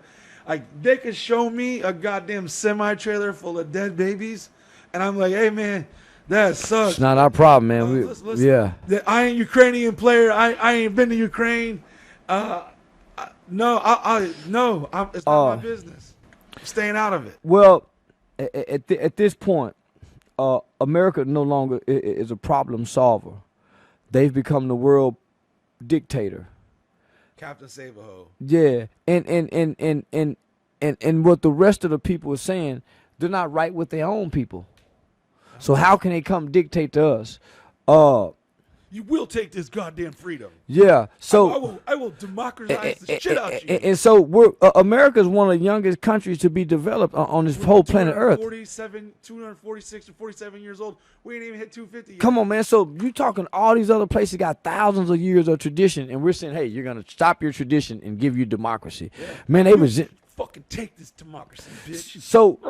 So with that being said, one of the first things our military did when they invaded Iraq was seize their oil fields. Yeah. But one of the things that the American population don't know is they went over, and part of their propaganda was they dropped porn into Iraq. Oh, yeah. That's how they caught bin Laden with so much motherfucking porn. They hadn't really saw porn. He was like, I am tired of cleaning my backyard. There's goddamn porn raining in my backyard. My goats are eating your fucking tranny porn. But that's what happened. Whoever came up with this design, man, they went and gave them people the sadistic porn. Kind of pervert, man. It's sick and it's sad. But it was a great tactic that they used to come in and evade. So most military soldiers during the first invasion of Iraq was buying porn from children, like they would selling bootleg CDs. Well, I mean, all over there we have interpreters and informants, the chai boys. They all fucking kids and shit. And then you got military fucking high end officials that are literally turning the blind eye. To use them for information, yeah. Like, oh, well, hey, listen, we know you're fucking these kids over here in this little fucking cave, but just make sure boys don't get, blown up by an IED. Yeah. Like a fucking bomb. It's a really weird thing because once you realize you can't kill an idea, you start to wonder, how much of that democracy dick can we shove down some country's throat before they start gagging and say, nah, I ain't down with a democracy dick player. Well, I'm not fucking sucking. Somebody has to fund these wars, right? Well, we know all about that. So normally military complex, they making money. There you go. So there's a lot of money to be made when people are at war. So there's an incentive for a country like America and China to go to war. That's a real incentive because you have people who fund these wars. Only poor people suffer in wars. System of down. Why do we always send the poor? And it's like you go to high school and you think about the motherfuckers that got finessed by the recruiter. He might have got him a goddamn personal pan pizza. This motherfucker signed a piece of paper and he's gone. Yeah. Already died for some bullshit. And I'm the most patriotic motherfucker out there. I wanted to join the military. I come from a military. Granddad was in the military. My dad, my uncle. So I wanted to be in the military because I believe in what I was being indoctrinated with as a kid by way of propaganda. You got to think, homie, G.I. Joe was propaganda. Of course. He-Man was propaganda. That's Superman. a great skull right there. Homie, all that was propaganda to create soldiers, right? It's no different than the video gaming system that they're using because that's how we're gonna fight wars in the future. Yeah, they're like, oh, you're gonna learn that goddamn Call of Duty, boy. There you go. You're gonna be fucking controlling that fucking robot. Yeah. You know. So I was geared and groomed up to say, yeah, I want to be a soldier. We had the army man with the position. Yeah. You know, I used to have the whole room stacked. You know, so I was groomed for that. And I was groomed to be patriotic. Yeah. It wasn't no hate America, man. 80s and the 90s. I don't know where the hate America concept come from. Well, here's the biggest thing I feel that most of society fails to see. There is a major difference between loving your country and hating your government. Somehow they got these two butt fucking. Oh, you can't say fuck the IRS or fuck the feds. That's not American. The fuck it ain't. We are founded by a bunch of guys. Like, I didn't even believe this, Charleston. I had to Google this shit. How old some of the founding fathers were. Some of these motherfuckers were like 23, 24, 25. I feel like a piece of shit. I'm over here in my 40s trying to build my dynasty, and he got 20-year-old fucking dudes fucking walking around wigs and clogged fucking European boots fucking man, former countries. Dr. King them was young. Yeah. The Black Panther Party members was young. Man, I always heard from the old people that America belongs to the young and the brave. But what ends up happening was we started, as the more mature we got, the more younger we wanted to remain. So we started saying 30's the new 40, 30, yeah, you know, 30's the new 20. So in our 30s, we're acting like 20-year-olds. When we're 18, we're still acting like 14-year-olds. So we're growing up backwards when they was growing up forward. So that's why they was 23, 25, able to write a document like the United States Constitution and Bill of Rights. These young people with barely undeveloped brains, but the conditions that they lived under didn't allow them the luxury to remain immature. Yeah. The conditions, because we have so much that we don't have to really work for, homie, we can remain childlike forever. It's like the double-edged sword of being a civilized country with these like free thinking things, because there's a line, a visible line between of like you're standing up for what's right to now you're a complete fucking woke pussy, and then you're literally gonna get your ass fucked by the first motherfucker with the balls to pull the trigger on the nuke. Or like, imagine us having a draft right now. That motherfucker would be like a goddamn fucking a libtard fucking parade. These guys would be fucking trying to play Call of Duty on the front Is it lines. World War II or World War I when they got the flag? World War II. World War II. That fight on that beach right there. We don't have the same kind of men that probably could win that fight. Hell no. Was that Normandy? Hey, imagine Lil Nas X getting drafted. And that, we said we need you to shoot a gun, not blow a dude, player. Like, imagine these motherfuckers coming out with their nails painted and shit and thinking that they're going to live in a foxhole and be shitting in a fucking hole for a month. I feel like we're inheriting some of our grandfather's mentality. Like, oh boy, when I was your age.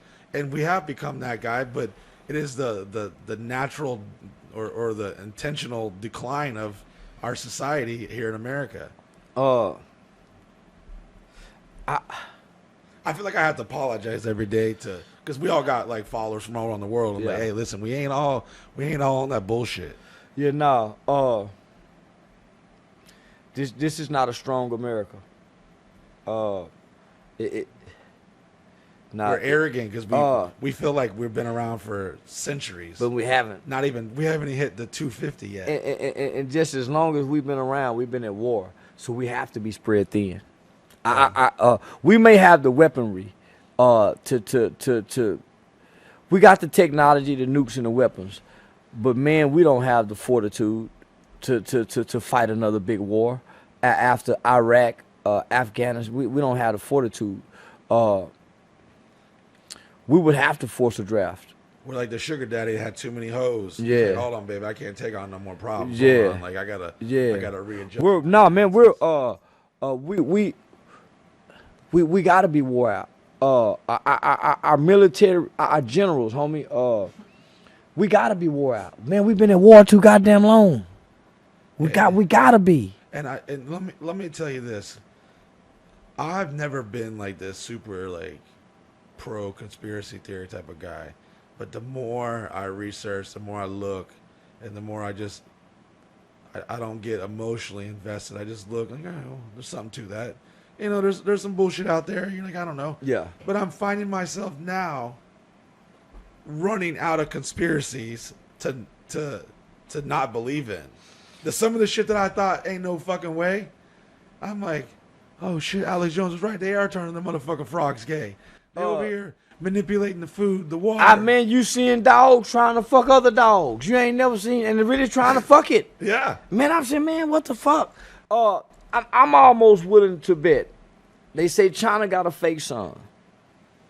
They making rain in Dubai. They Man, manipulating listen, the weather. I'm starting to think that the sky might be a computer screen. That one day they go open up and make Jesus come back. And that's they have Project Bluebeam. They See what I'm talking about? They literally tell you that we're gonna make holograms a fucking innovation, and we're gonna use our real life weaponry to destroy shit, and then we're all gonna unite into this, you know. And we could let me focus here. Because I don't do that very much. I can be all over the place. We be talking about aliens in 5 seconds. We go from training. I'm go from trainings to aliens and I'm just gonna like bring that. up the alien they spotted in the store the other day, but I'm gonna let that go. Oh no, we'll touch that. We'll touch that. I fucking literally have ran out of things not to believe in. I'm like aggressively looking for bullshit conspiracies now. Like, all right, show me something I know that's not right. Or show me something I know that ain't real, you know? And I never, if you would have told me 5 years ago, just 5 years ago, that Barack Obama could be gay and his wife could be a dude, I would laugh at like, come on, man, this is crazy. But I'd be seeing some shit sometimes. I'm like, all right, well, Michelle do got some thick shoulders and she got some knuckles on her. Yeah. And you get very easily trapped down to these rabbit holes, and so you gotta like kind of protect your consciousness. And then it makes me think about like the movie Total Recall and shit. Like, come on, man. Your reality is whatever you perceived in your mind, and your brain is just a giant ass computer that can be manipulated. So you have to be careful what data you download. You got to be careful what thumb drive you put in there, because you could be born in fucking Russia or China, and you just be brought up into that culture, that society, and there's That's someone your right now world. in North Korea that literally thinks we are Satan, or they just don't even know fucking computers exist. Yeah. Because they've been held down or dictated, and did you see the? Are you familiar with this white gay dude that said he sucked Barack Obama's dick in the back of a limo? Yeah, I seen that. And did crack cocaine. The story sounds very it sounds very detailed and descriptive. And he said the same exact story years ago. Nothing changed. And I don't have my exact fact checking thing with me, but there was another individual that came out about it saying, yeah, I'll fuck around with him. And he's dead or something like that. Something happened. He got Clinton. He got Hillaried. Yeah. And all this stuff sounds crazy, because at the end of the day, I wouldn't give a fuck if the motherfucker was gay or not. Like, I voted for Barack Obama. I thought it was cool. I was living in this moment like, all right, man, he's a cool dude. Like, same thing with Bush. I thought he was a good old boy. Fuck it, let's bring war to these motherfuckers, terrorist door. And now I'm hearing all this shit and learning these things and the ties and his father and you start learning things. Yeah, that was Dick Cheney's war. Yeah, and then you just be like, damn, bro, I wish I never even looked at this shit. Because now I'm troubled at night because I'm a truth seeker. I don't want to live my life in a lie. I don't want to like believe a bullshit narrative. Yeah. I don't want to be manipulated by what my father said or my mother or what my school taught me or what internet thing I was on. It's two people I question. Why don't they want you to know anything good about these two people? And that's Hitler and Trump. The world have never said anything about one, but there's a documentary that just recently came out that highlights all the good Hitler did outside of all the bad. So I'm glad you brought this up. Let me pause you for a second, because this is a super sensitive topic. And as I'm running out of goddamn conspiracies, I start looking at shit, and you gotta use your brain. You gotta be like, okay, if the public school is compromised and the agendas are propaganda against the freedoms and the free thinking, then you have to start thinking, how easy was it for them to possibly manipulate 9/11? So how easy would it be for someone to tell me in the 1940s that this is why this started? Man, think about what they're doing to Donald Trump. They'll want to strip him from his immunity. His history books will literally be like, yeah, he's a piece of shit, he's a racist. And someone 30 years from here won't even hear the other side of it. Man, they literally want him to live out his last days with no presidential immunity, meaning any foreign opposition can have at his life. So real quick, a disclaimer, Mike Busey and Charleston White do not condone the killing of millions of Jews in ovens. No, not at all. However, we weren't there. We don't know exactly what happened. And we got a few questions. Let me not denying anything, but I also think Kanye isn't exactly completely crazy on everything. No. He'd be mentioning some shit that people don't want to talk about. And we all know who's in control of a lot of things. The media. And we know who owns them and who's in charge. Wow. So there's a lot of weird things that you ain't supposed to talk about. It's two things that I asked a bunch of questions about. Man, why won't they let anybody say anything about Hitler on no social media platform? You cannot say why. And then another one is guys who kill police officers. You never hear nothing from their families. You never. It's like they have to be erased. You don't speak. They don't bring their names up. Their mothers, their fathers. You don't hear nothing about them. Their stories. What happened? They erase forever. So I'm saying they're gonna do the same thing with this president. Yeah. They're stacking so much negativity on him. So I'm saying to myself, he got to have some good in him, because why are they showing us so much bad about one person?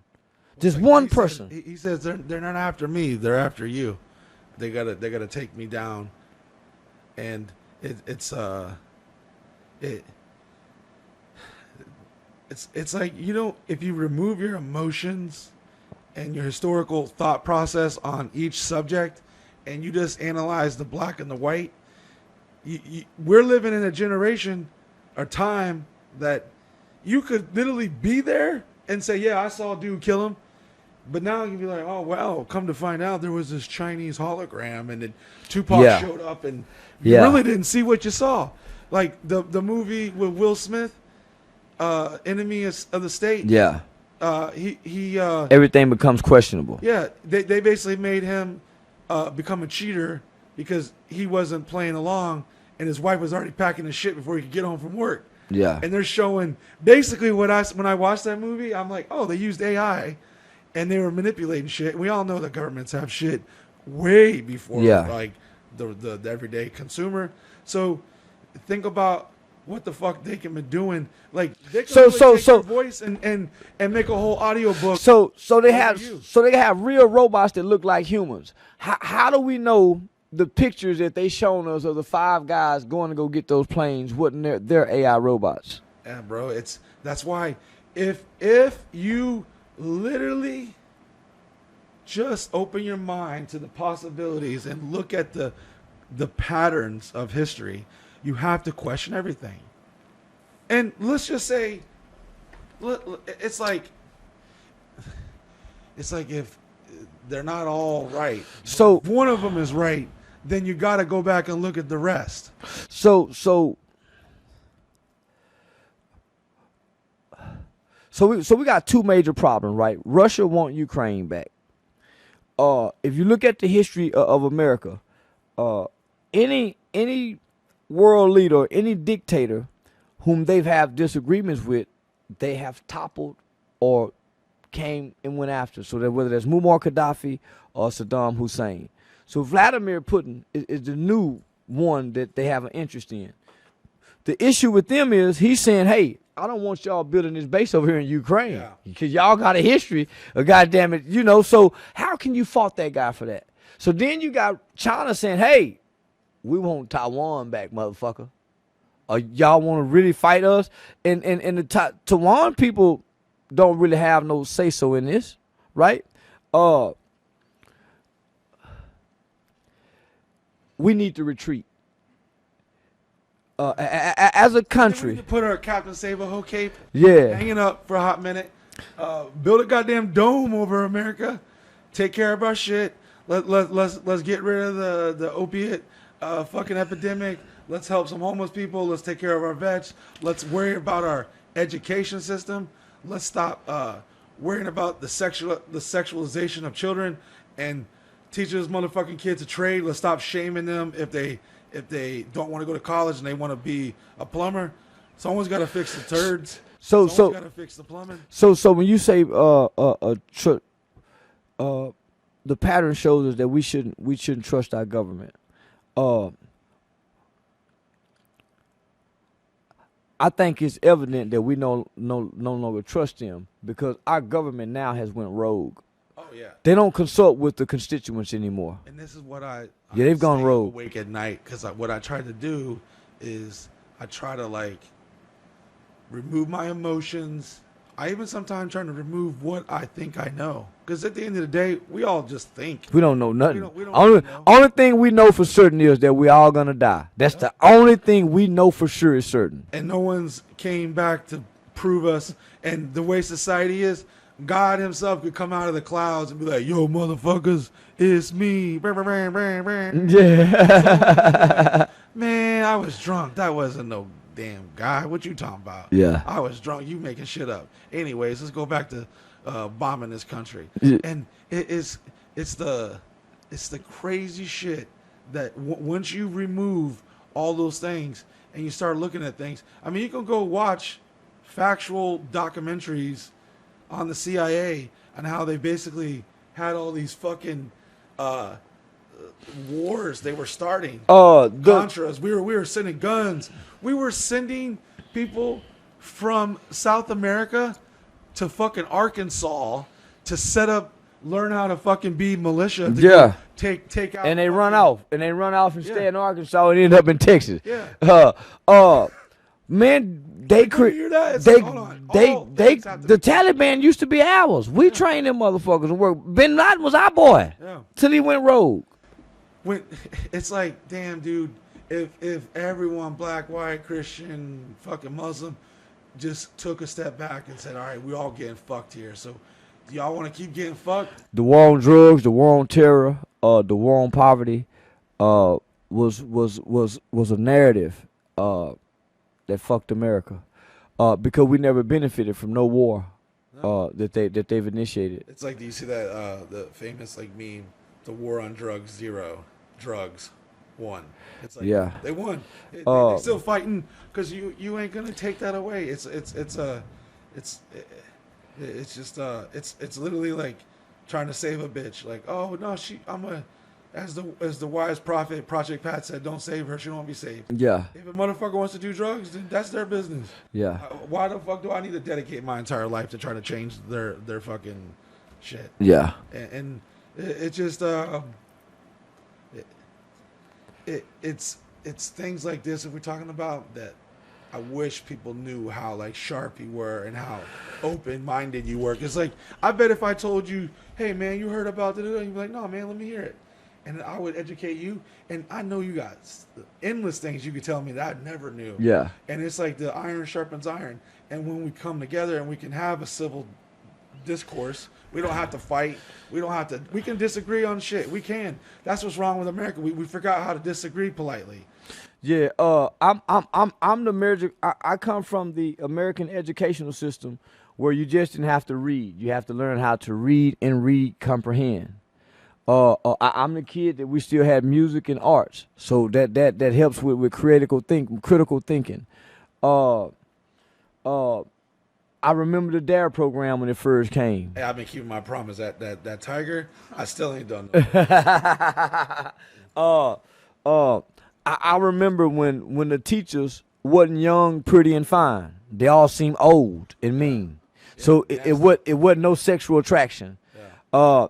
I remember when a group of kids could be walking down the street and a grown person would ride by and say, "Pull them pants up," and we all responded to pull the pants up before we threw them the finger because we respected our elders. Man, I remember a different America. So when I came home in 1998 at 21, I came home to a new America. Drug dealing was at its heights in 1998. Master P had just dropped Ghetto Dope, may crack like this. Mass incarceration. And it's fun. It's fun to be ignorant and act stupid and glorify the shit. Until you start having children. Until you realize it's poisoning our minds, and it's desensitizing the severity of the situation. And that's how I realized it. Riding to school. I'm guilty as fuck. Riding to school, dropping the kids off. Yeah, riding to school, dropping the kids off, listening to the song just being played on the radio. That's when I realized they back there getting the music blast. I'm bobbing my head. Man, this is a whole no, man, this some different kind of shit. So the older I got, the more detrimental the lyrics became, but the beats was fire. So the beats became so captivating. You tapping your feet, you really can't pay attention to it because you bouncing to the beats. Man, when I got past them motherfucking beats and started listening to them lyrics, I'm in my 30s. So now you have social media and you have guys who we once admired and idolized are now coming to social media and you get to see them as real people. Lil Boosie, T.I. So now you're starting to hear stories about Tupac. You're starting to hear stories about all these other people who you as a kid who had very little knowledge of. I didn't know Tupac wasn't no real gangster. Come on now. So we didn't realize that Ice Cube was just a good writer who could write lyrics, but he was a real producer. Until he started making movies, he wasn't a gangster. Eazy-E was a guy that was from the streets that sold drugs. Dr. Dre wasn't no gangster. So you start to grow up and say, man, I was tricked. So there's a little bit of resentment that comes with that.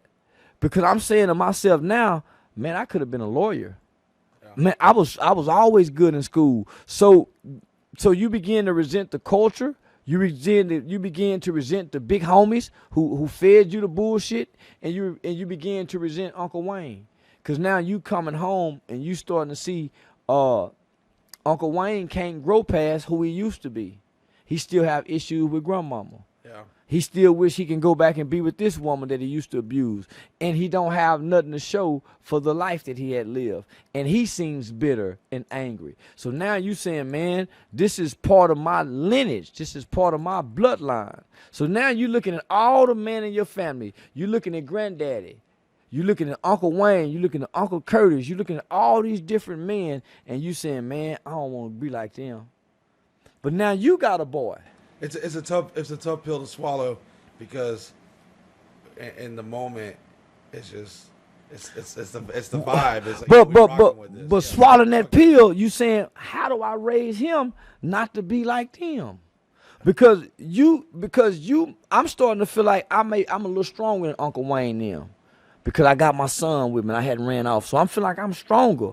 But how do I show him not to be like them, but be better than me? So that's where the identity crisis come from. It also makes me correlate the masculinity that is like pushed on us, which I believe I will still say it's healthy, to an extent, but too much of it.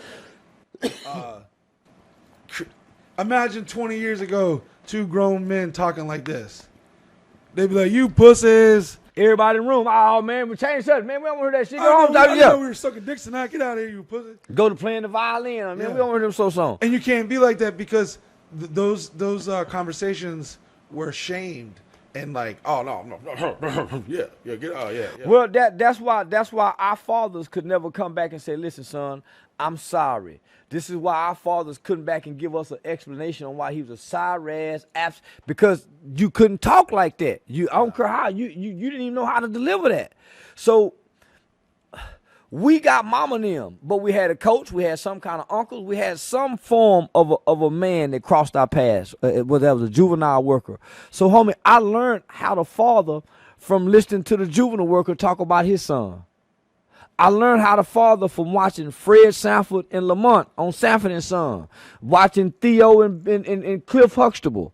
I learned how to father from those elements, homie, as well as saying, I wish I had this kind of dad.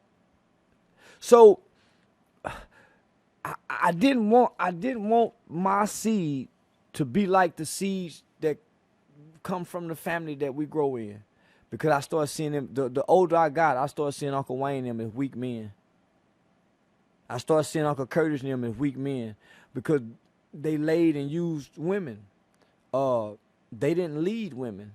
They didn't build women. So my belief system started saying weak men do that. But ultimately, I'm showing my son the same quality as Uncle Wayne because I'm trying to pimp and and play, but I'm exposing him to it. Fuck some hoes tonight. Yeah. But I know that there is a cancerous, never-ending. There's never enough pussy. Nah. You can never be like, oh, let me fuck one more, I'm good. It's something that, and it's hard to come to grips with as a man because genetically, like chemically, it's in us to like cavemen back in the day. Come here, bitch. Oh, let me get it. Yeah. All right, I'm off to the next village. Drag her into the cave, yeah. You look at Norway and like Finland and all those women were descendants from Vikings that would come over the islands and go grab the baddest bitch. Come here, bitch. You're coming with me. Go take them off. And then they would get stuck on an island somewhere or a land. And then generationally, they got some bad bitches that I would love to go visit right now. Yeah. And that's just, it's some of that barbaric activity that has the roots of their country and who they are as people. And how do we come to grips with like, all right, we all horny ass dogs, we all want to fuck, but we know that there's a benefit of having that monogamy with a woman, and there's also a disadvantage. And how do we because I feel like the females and the males there's a power struggle. They're fucking, I call it a gender war. Constantly battling, and they all have valid concerns. Yeah. The women have concerns for this, and the men have concerns for that, and they all valid. No matter how crazy it is, it's valid. Naturally, it's in a woman's nature. It's in a woman's nature to conquer the beast of the man. That's her nature.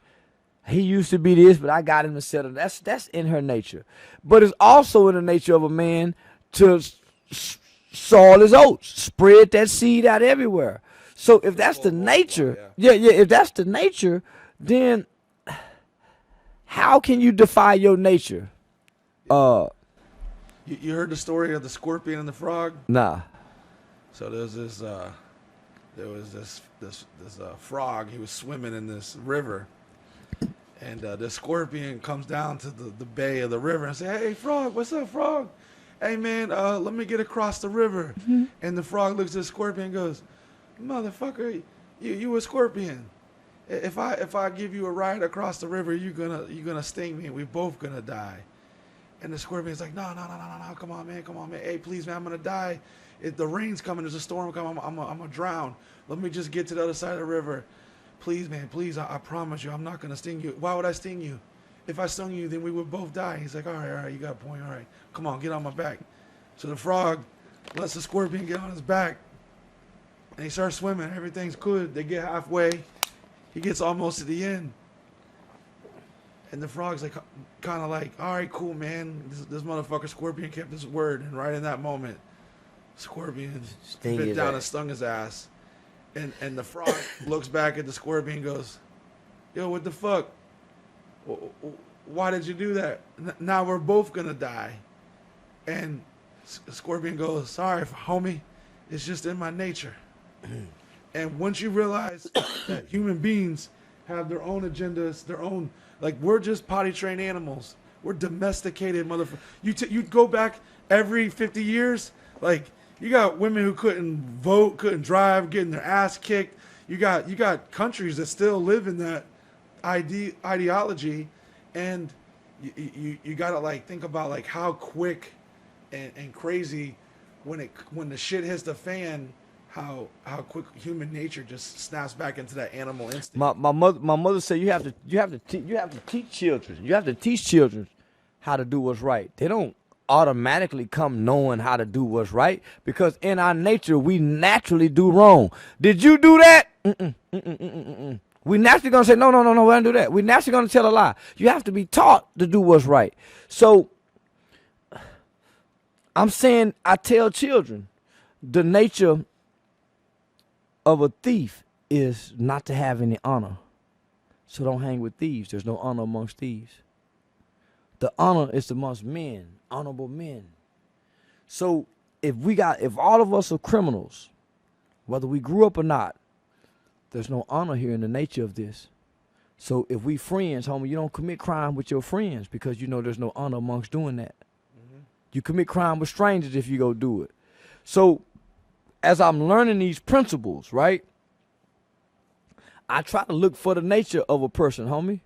The guy that comes from a home with a jealous mother, he tends to be a jealous friend.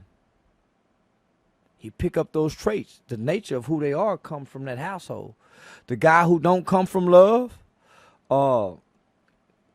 it's typically hard for him to love. I'm a kid who came from love, so it was hard for me to hate. I came out playing hateful, and I learned how to play real good so I can fit in. So when I came to the internet, I came to play hateful so I can fit in, because the internet's hateful. I didn't want to bring Charleston to the internet and get crucified, get bullied, because that's what happens if you show up on the internet. So you have to have a character. You have to have a business. You have to have something other than yourself on the internet, or you're going to get bullied and crucified. Look at your pictures. Look at your shoes. Look at your car. So if you're consumed by the internet, you're going to get crucified if you're posting yourself. So that's why they created filters. So when you post your selfie, you don't get crucified. You can cover your blemishes. You can make it pretty. You can lighten it, because they understand the concept of this thing. That's why they made the movie Social Dilemma, to inform us and bring awareness. We're just not aware. We're informed, but we're not aware. I'm aware, and I'm well informed. So I speak with a different boldness when I talk on social media compared to when I'm talking now. I'm way more reserved now because this is Charleston. But when I go on the internet, I don't take me there, man. I got a character that I put before me and the world, and it keeps me protected. People want me to come from behind the character so they can crucify me. And that's what they try to do on most platforms. I think that if someone was to listen to the last 3+ hours of us talk, I feel like they would be like, wow, okay, shit, this man is way more deeper than I imagined.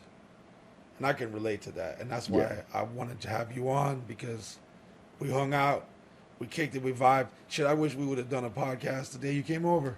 We talked for hours. Yeah, we talked for hours, and we had a room full of people that really just sat and listened, and we just bonded. We just talked, man, just dialogue. And that's like someone like you and me aren't supposed to be homies, because the if you look at us, we have, it looks like we have so many differences, but we have fewer differences. Yeah. We have more similarities because we come from a rough beginning, a beginning that we had some trials and tribulations. Yeah. And now we have an audience, and it's crazy to say this, but you goddamn like Paul Revere or Braveheart just to be honest on the internet these days. Yeah. The British are coming. The British are coming. But by just saying, yeah, I don't fuck with that. Whoa, you can't say that. It's like, no, motherfucker, I'm gonna say what I want. You don't. You're not paying my bills. I stood in line for 4 hours. To vote against Barack Obama across the street from my mother's house. And I was the only person in line voting against him in that precinct. I developed the wherewithal to be my own man that day. Because my whole family, my whole mother, everybody went Barack Obama. This is some historic black people in America. I developed the wherewithal to stand alone for what I believe, and that was hard to do. It's never easy. You talking about my mama, my grandmother, that was hard. That I'm talking about, and for years I would feel I was shamed for it. I was shamed for it. That was hard to do. But somehow I had the strength. Way to start the career and the philosophies of Charleston White. Yeah, that was hard to do, man. Because you're going against everything you've been taught in life. You're going against everything you've been taught in life, and you're claiming to be pro-black and pro. So that year is when I said I don't want to be pro-black. I want to be pro-right. What's right? I heard you say. What's right, man? You're not looking for black people. You're looking for your people. My kind. I'm looking for so I know black people is my people, but I'm looking for my kind. Well, how do you recognize your kind? By their actions. Red birds and blue birds are birds, but red birds and blue birds don't fly together, but they both birds. So I'm looking for my kind. So man, my kind is white people that do real shit, Mexicans that do real shit. Like they say, real niggas do real things. Real people do real things. So I'm looking for people that's doing real things.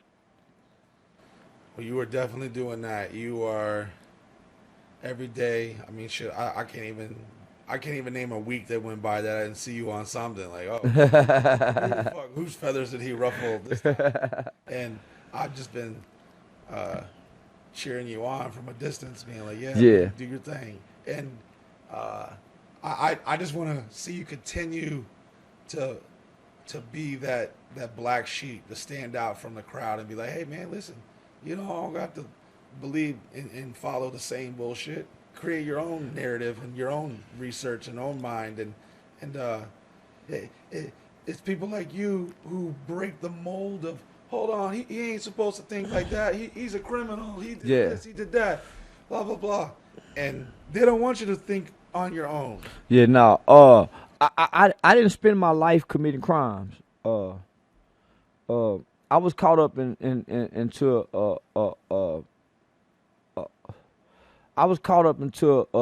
subculture that propagated gangsterism. So I made wrong choices as a kid. So I was locked up from 14 to 21. I got out in 1998 at the age of 21.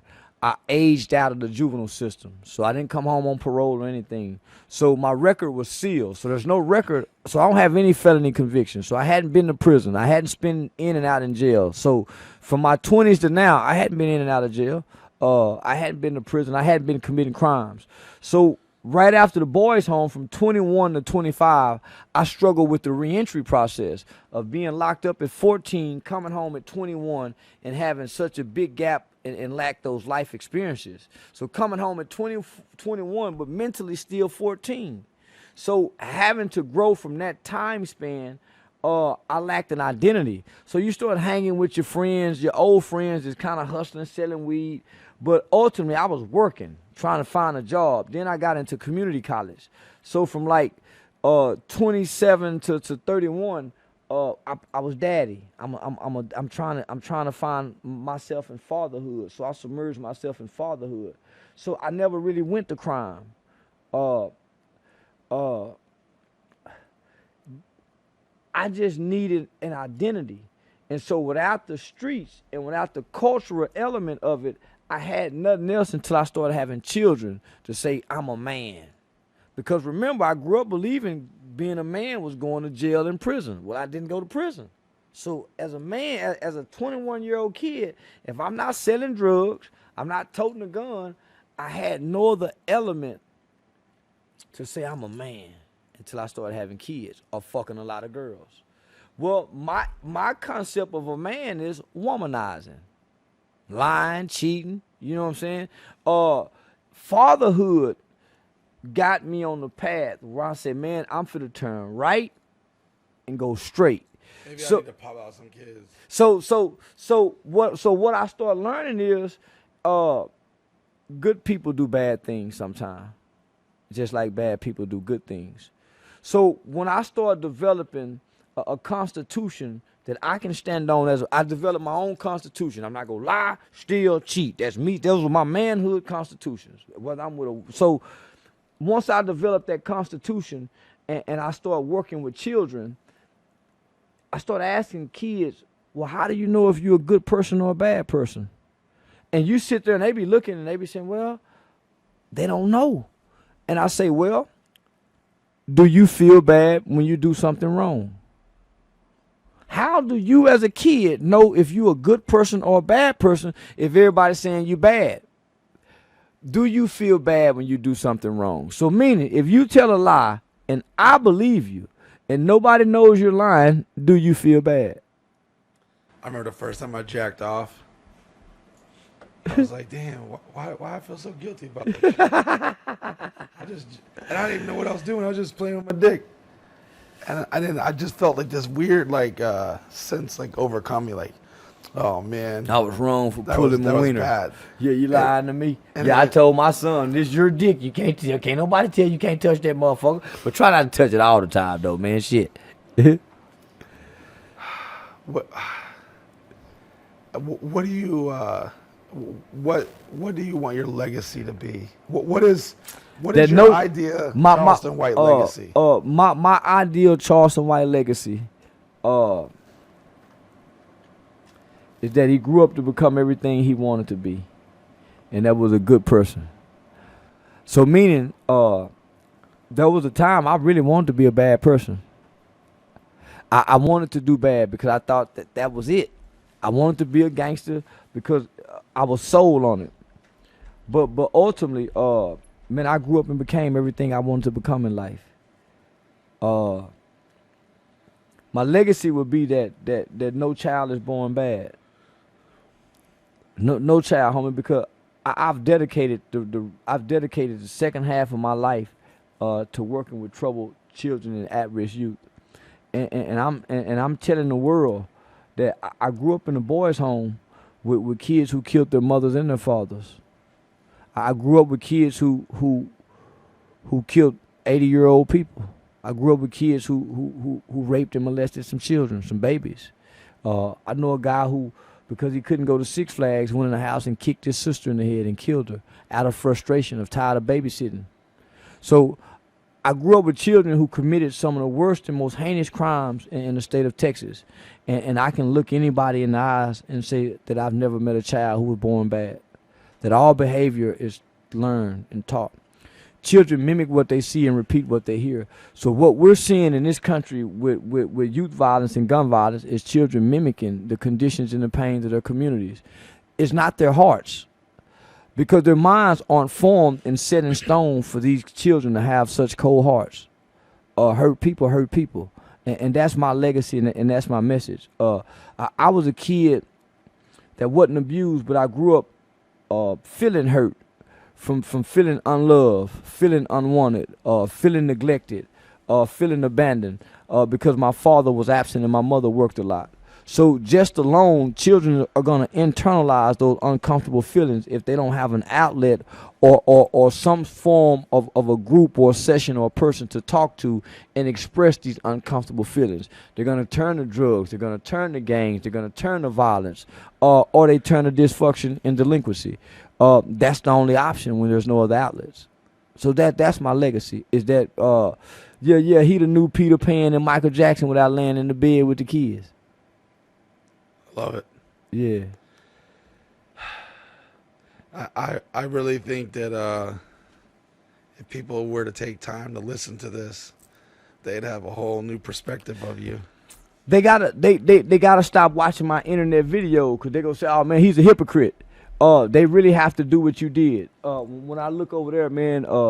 Well, we got way more to talk about, but this conversation never ends. Yeah, you done thorough research about not what I say, but what I do. Yeah. And I think what's happening in America is words now supersede actions. Yeah. There was a time when actions have always spoke louder than words, and we didn't listen to what people say. We watched what they did. I mean, I fucking see a meme and be like, oh, I guess this happened, and then you just take it for face value, and you don't.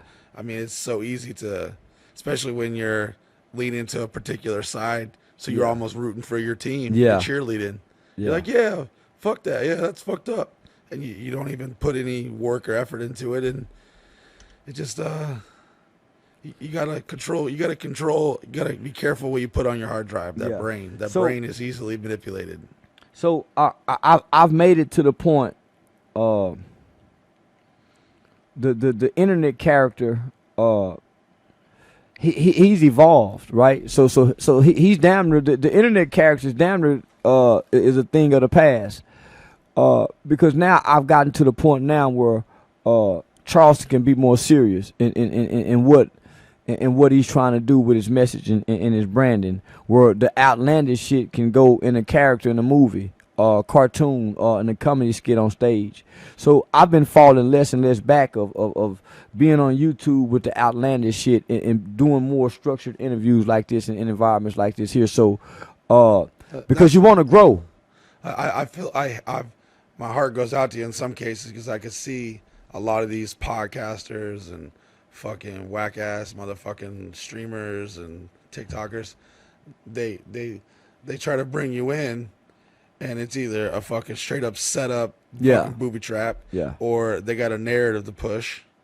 Yeah, like that one podcast you did that you basically gave him the most views he's ever had. Yeah. Cam, yeah.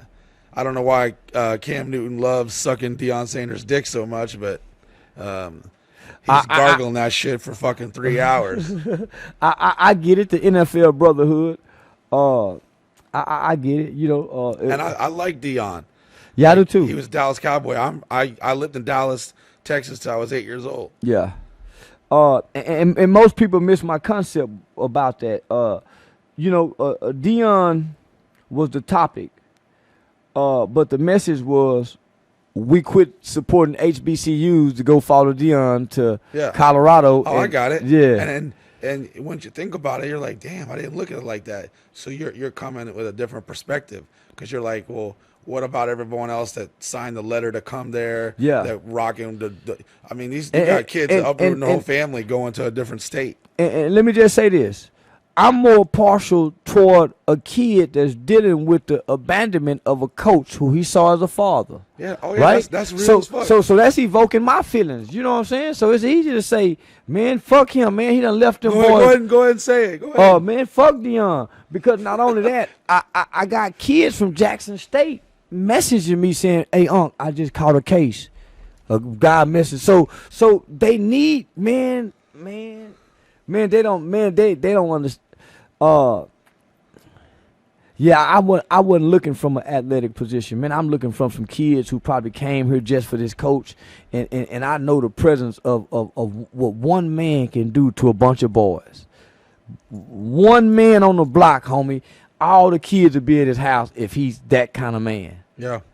So and Deion seemed to be that kind of man. So to show up and have that presence, it provides security even when you at home visiting when school is out, because you still got coach back here like your father. He like daddy, and he leave.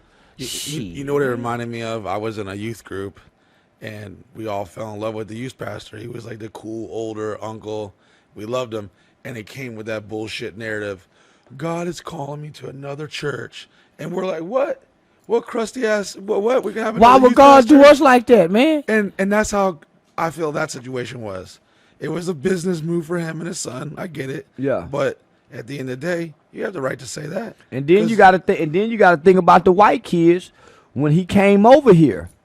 He telling them, hey, y'all might well find somewhere else to go play because I brought my people here. Y'all might well turn your ass. Yeah. And these people that move here, now you got the white daddy saying, man, well, fuck that nigga. And I brought my boy out here. And so you got to show you some new elements you done bring because he came and got rid of a bunch of people. Not only do he abandon some, he came and dismissed some. So it's two sides of this coin we're failing to look at because we're about sports. And when you say these things, I feel that they get stuck on the first couple words that come out of your mouth. Yeah. They don't see nothing beyond it. And then they don't even have the maturity to like analyze what you're saying. And it's the pussification of the society we live in. And then when you think about all the black celebrity star power that followed Deion, that won't even show up to a little league football game, a high school game in the city where they're from, where their presence can mean way more here than over here. So I'm saying, man, this ain't got nothing to do with Deion. I don't want to hear nothing about how white people treating us after this. Speaking of men saying things that necessarily won't be super popular, Cat Williams. He recently rocked the internet. He pulled a Charleston White. He said, "Oh yeah, y'all want to know the truth? You can't handle the fucking truth." And he just started laying it out. What's your take on all those bombs he just dropped? The energy and the spirit in which he did it was very graceful, and he did it with class. He didn't come off the scene resentful. He didn't come off as seeming to be bitter. He didn't seem like he was angry. He seemed like he had been healed. I agree, and I look at the patterns of people that we put up on a pedestal that become these huge rock stars or celebrities, and there is a fucking pattern. The moment that individual says, you know what, I got something to say. This motherfucker tried to suck my dick and they told me if I wouldn't do it, then I wasn't going to be in this movie, blah, blah, blah. And he ain't the first and he won't be the last. And we've seen all these patterns. So it's like, you got to eventually be like, all right, either everyone's lying or one person's telling the truth. And if one person's telling the truth, that means there could be more there to it. One of the main patterns is most of these people he named, when you go back and do your research, they did a whole little image slide. All these men had wore dresses once before in Hollywood. Yeah, I've seen it. Including Deion. I remember watching Live in Color, watching Wanda, all that shit and everything. Including Deion. Yeah. Got him. So man, the truth is what set us free. And at this point, America need its leaders, its stars, its celebrities to tell them the truth. Because our kids are dying, not knowing the truth. And man, we don't know the truth about nothing no more. The more I think I'm learning, the more I say, damn, I'm right back at square root again. Man, I don't know shit because you remove your arrogance. Yeah. And you're like, damn, once I take it away, then you gotta like do the math. Like, all right, well, if this was bullshit, then what's connected to that, and so on and so on. And that's why I can't even trust any narrative that's been popular in the history of textbooks anymore. You gotta like redigest it all. Revisit everything. I was a kid that lived in the library, so they done destroyed my file cabinet, man, my data bank. Because I've been storing all these copywritten books in my head, fiction, nonfiction, sci-fi, self-help, religious books. Only to know that I grew up in a time and an era where the truth was intentionally hidden, right? Declassified information, classified information, all that type of shit. But now we living in an information age where nothing can be hidden, but it's all information out there. But we don't know what's true, what's false, because there's so much information. it's too much information. Yeah. So And literally it's almost one day confusing. You could buy into something, and then 2 hours later, like, oh, never mind, I debunked it. Yeah, And then you're back at square root because again. there's too much information at our fingertips. I think this is very dangerous for us as a people. We know too much, but only know a little. What do you think life and existence all is? Do you have it? I know someone like you probably constantly like ponders it. Have you got it figured out yet? I think we're Are you going with the simulation? You going no, with man. the Big Bang? I think we are recycled energy. Yeah, I think we're recycled energy. A life force. That don't leave this planet. We think in heaven or hell. I'm saying new light we look into. Yeah, I think we born again and come back something else. Yeah, I don't know what created this, what started this, but I know we're made up of molecules and organisms, so I'm more apt to believe the Big Bang Theory. But then that's been proven not to be nothing. So I don't know what to believe no more. I'm constantly trying to make science and faith connect, and I battle with it. I quit, man. You go crazy. You can't. Yeah, because science can make it look like faith don't know what the fuck he's talking about. And if you look at just the purest form of data, I would think would be mathematics. There you go. And if you think, what is the statistic of you figuring out? That's like saying, all right, how many billions of people are on the planet? How many strands of hair you got on your head? Yeah. Count how many strands of hair and you get to got. pick one, and you got to rock with it, and you got to hope you picked right, because that's a tricky thing. So yeah, as I evolve and mature, I still hold core values. I believe in God. I believe in a good and evil. I believe in I would hate to believe that like a fucking serial killer is in the same place as like Mother Teresa. I would think that would be a life existence in vain if there was no consequence to your actions. I would think that would be like just the biggest disparity to existence if there was. I just don't want to see Adolf Hitler and Mother Teresa hanging out in the same place. I don't think you get to be evil in the last second, say forgive me, I'm sorry, and it erases all your evil. I think you have to pay for the wrong you do in life, somewhere, alive and dead, because I done paid for a lot of shit alive that I've done wrong alive. Then there's a lot of things I've gotten away for that I hadn't paid for. But I know it's a debt on it, especially if it's wrong to a person. I truly believe that we as humans, we're going to do wrong, but the problem comes in when you intentionally do wrong to people. You're going to do wrong as a person, but are you intentionally waking up to do wrong to people? And that's where I draw the line. I ain't waking up to do wrong to nobody. Not intentionally. So, aliens? Yes, no, maybe. No. You ain't fucking with aliens? No. I'm foolish enough to believe we're the only existence in the atmosphere. Well, ladies and gentlemen, I finally found something I disagree with. Charleston White. Yeah. He had me on everything. The He had motherfucker me on told me they goddamn saw an everything. alien at the grocery store last week. I'm saying, why would this motherfucker travel 1 billion miles just to go to the grocery store and do nothing? Motherfucker travel 1 billion miles just to go to the grocery store and do nothing?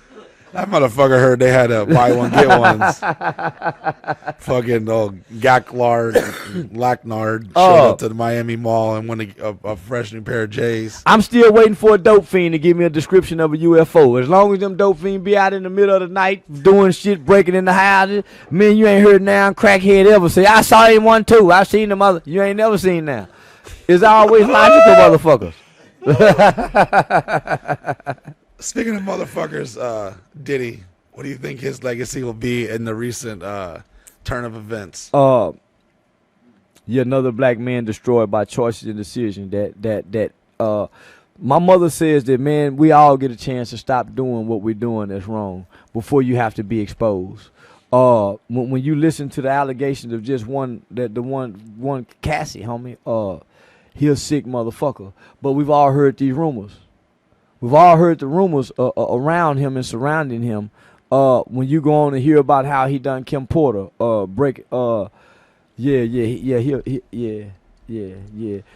and then Keefe D openly talks about him being involved in Tupac's murder.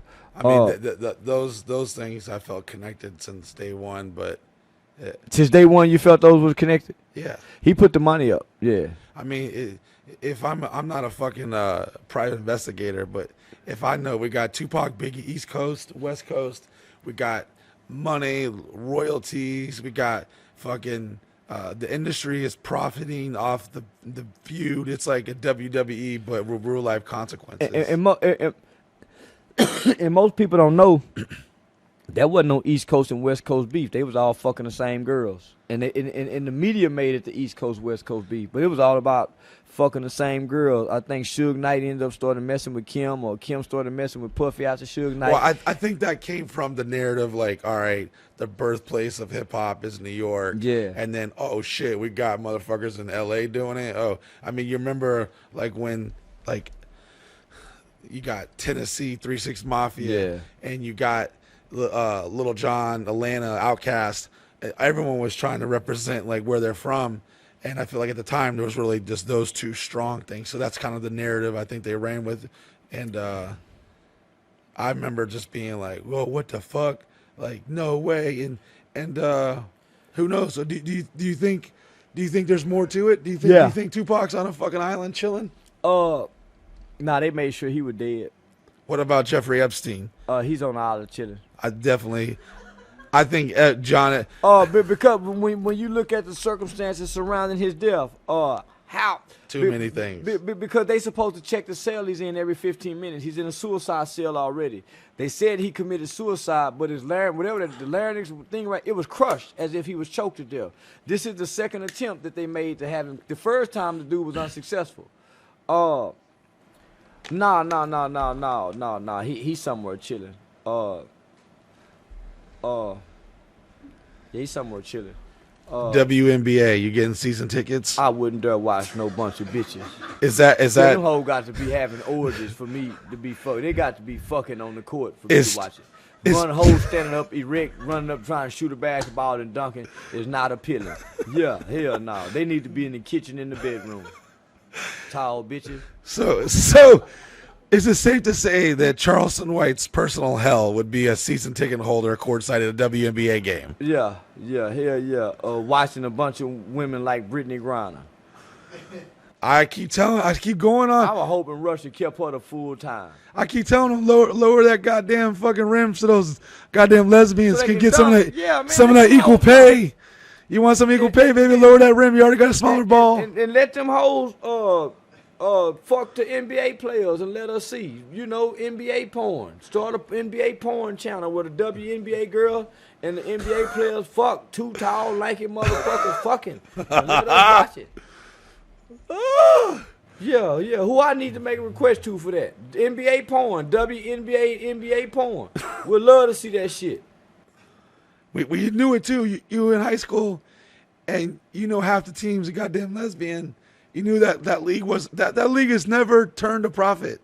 Yeah, back in my days, it were girly girls that played basketball. We don't know what them butch basketball. Bro, I got fucking Love and Basketball on VHS around here. I remember finger fucking a sexy little thing, and anytime I seen a girl play basketball, I was falling in love with this bitch. Yeah, I was having romantic fucking dreams in my head. You remember when you used to finger fuck and go up to your butt, hey, smell the finger. Yeah, oh yeah. What you doing, man? I was fingering Jennifer. Oh, for real? Let me smell it. But if first you walk up to it, put up to his nose, he jacked back. Man, what you doing? Can you even name any WNBA players? Brittany Griner, that's only because she's a convicted felon. She went to prison for transporting drugs into Russia, her country. I kind of want to see a trans league because I was so tired of hearing these dudes trying to become chicks. But now I want to see. Let them dunk their fucking balls on their face. I want to see a trans woman that want to be a trans man fight a trans man like they trying to let the trans men fight regular women. So bring them trans women that want to be men, bring them niggas over here and let them fight real men. Because they letting the men go over there and play like they women and fight real women. So why don't they do that? Why don't they let trans women play football or a trans woman come fight a real man? Because they letting trans men fight real women and compete against real women. That ain't right. I was on Tinder swiping the other day, and I matched with what I thought was a pretty little thing, and then we went from the Tinder to the texting, and she started sending me some photos, and I had to zoom in. I said, "Hold on, what the fuck?" I started looking at the knuckles, and I had to pass my phone around. I'm like, "Hey, yo, this is a dude, right?"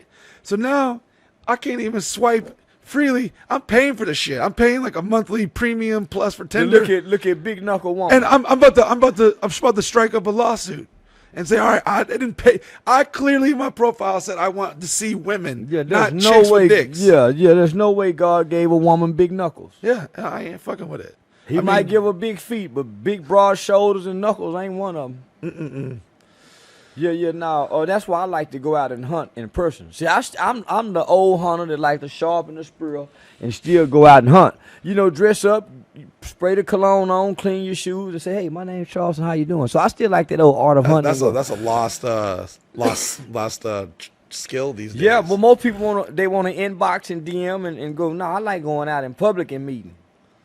Yeah, that old player. I still like putting a pen in my pocket and writing the phone number down. Damn, I don't know. Last time I did that, that's a good thing. Used to parking lot pimp. They don't even parking lot pimp no more. Say, baby, where you going? So they can pull up in the club and go right in. They don't hang out afterward. Man, that's all the fun in the parking lot. Fuck. We can go all night with this shit. You remind me of one of my favorite comedians who's no longer with us, the great Paul Mooney. He would say shit that it would rock people's feathers, but if they really digested it, they'd be like, "Damn, he ain't wrong." Yeah, he cut deep with his very dry, humorous. I loved it. Yeah, that dry, humorous. I seen him live twice. And I'm still mad because it was back in the day when you used the disposable cameras, and my homie had his fucking finger in front of it. So it's like a finger, and it's like me and Paul Mooney. And I once heard Paul Mooney say, the greatest truth ever told was told as a joke, and the greatest joke ever told was told as a truth. So Cat had made reference of something similar to that. But I heard Paul Mooney say that years before he died. So when I first started coming to the internet, in my mind, I'm just telling the truth about the conditions and the circumstances of the community. But people started laughing. So the first couple of years, I felt insulted. So I'm saying, man, motherfucker laughing. I'm saying some real shit. So I would, man, fuck you, dumb motherfucker. I ain't trying to be no comedian. What'd you say? That shit. Now they listening. So the internet starts saying, oh, man, you funny. You need to do stand-up comedy. Well, I'm taking that as an insult at first, till I started watching my own videos and started laughing at myself. That's when I realized I might be funny. So you've been doing stand-up? I've done 59 shows in 16 months from last year, October. And like myself, you've been deleted on every fucking social media platform multiple times. At the current moment of this recording, where can they find you? At The Real Charleston White 46 on Instagram, or Charleston White. You better go follow that backup too. Yeah. The backup is Charleston White 46. And then I got a Facebook fan page, Charleston White Facebook fan page. Man, if you guys haven't been exposed to him, you have now. We've been sitting here for now almost 4 hours.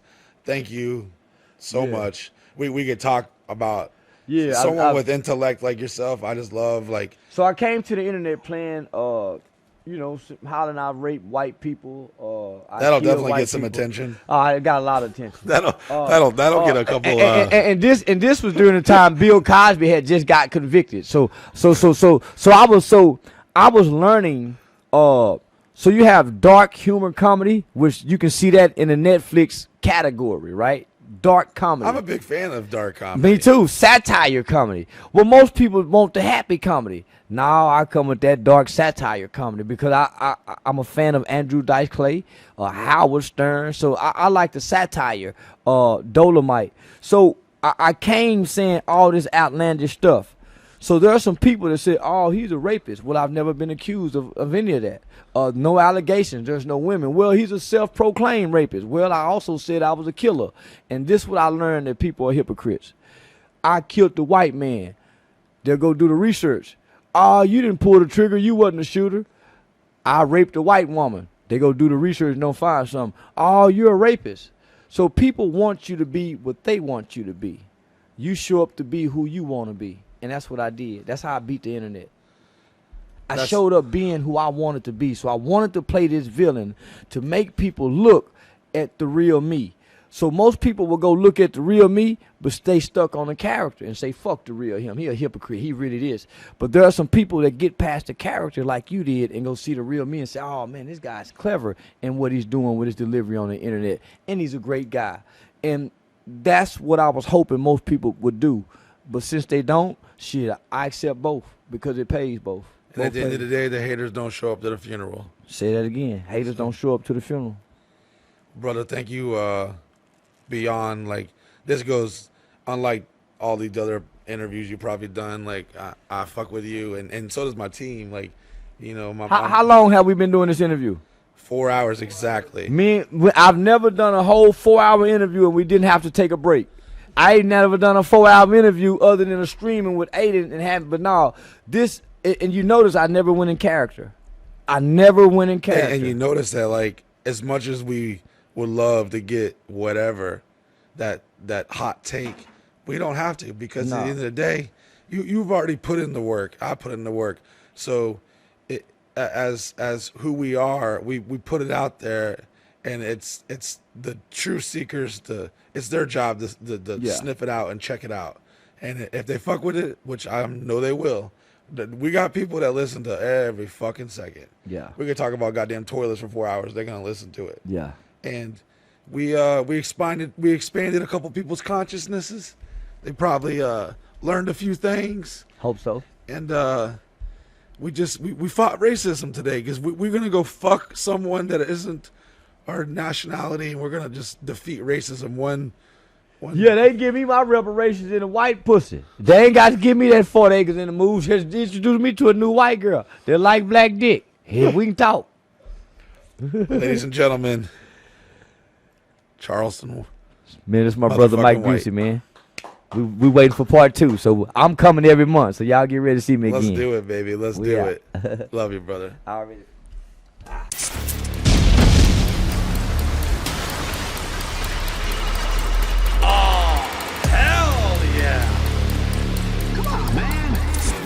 Congratulations, motherfucker. You have successfully listened to the entire episode. And I know what you're thinking. Damn, I need more. I want more down my fucking hot, horny throat. And you deserve it. And you also deserve to get yourself a train horn kit so you can blast the shit out of people. I mean, shit, it might even save your life. It's definitely saved my life a few fucking times. Go to hornblasters.com, use the promo code Busey. Get yourself one of the finest train horns money can buy. By doing that, you're supporting a small business of a good friend of mine and a guy who loves everything we're doing. So supporting hornblasters.com is supporting your goddamn habit to this goddamn podcast. So go buy some goddamn shit and use the promo code Busey. I love you. Welcome to the Sausage Castle, the wildest home in America. A private 80-acre estate located only minutes from Walt Disney World just outside of Orlando, Florida. The home of the party legend and self-made entertainment entrepreneur Mike Busey, who has hosted the wildest and craziest parties and events for the last 20 plus years. You have seen us featured on Netflix, TMZ, MTV, Vice, and much more. A second home to many of the biggest entertainers, athletes, and rock stars in the business. You never know who will show up. A place to play, work, and create. Countless movies, TV shows, and music videos have been produced and filmed at the Sausage Castle. This 80-acre entertainment complex has anything and everything you could imagine. Endless fun and wild activities to enjoy. This is the ultimate Florida experience, and it's always a good vibe. It's like an adult summer camp where the pursuit of life, liberty, and happiness is alive and well. Come experience it yourself. Become a member of MikeBusey.com.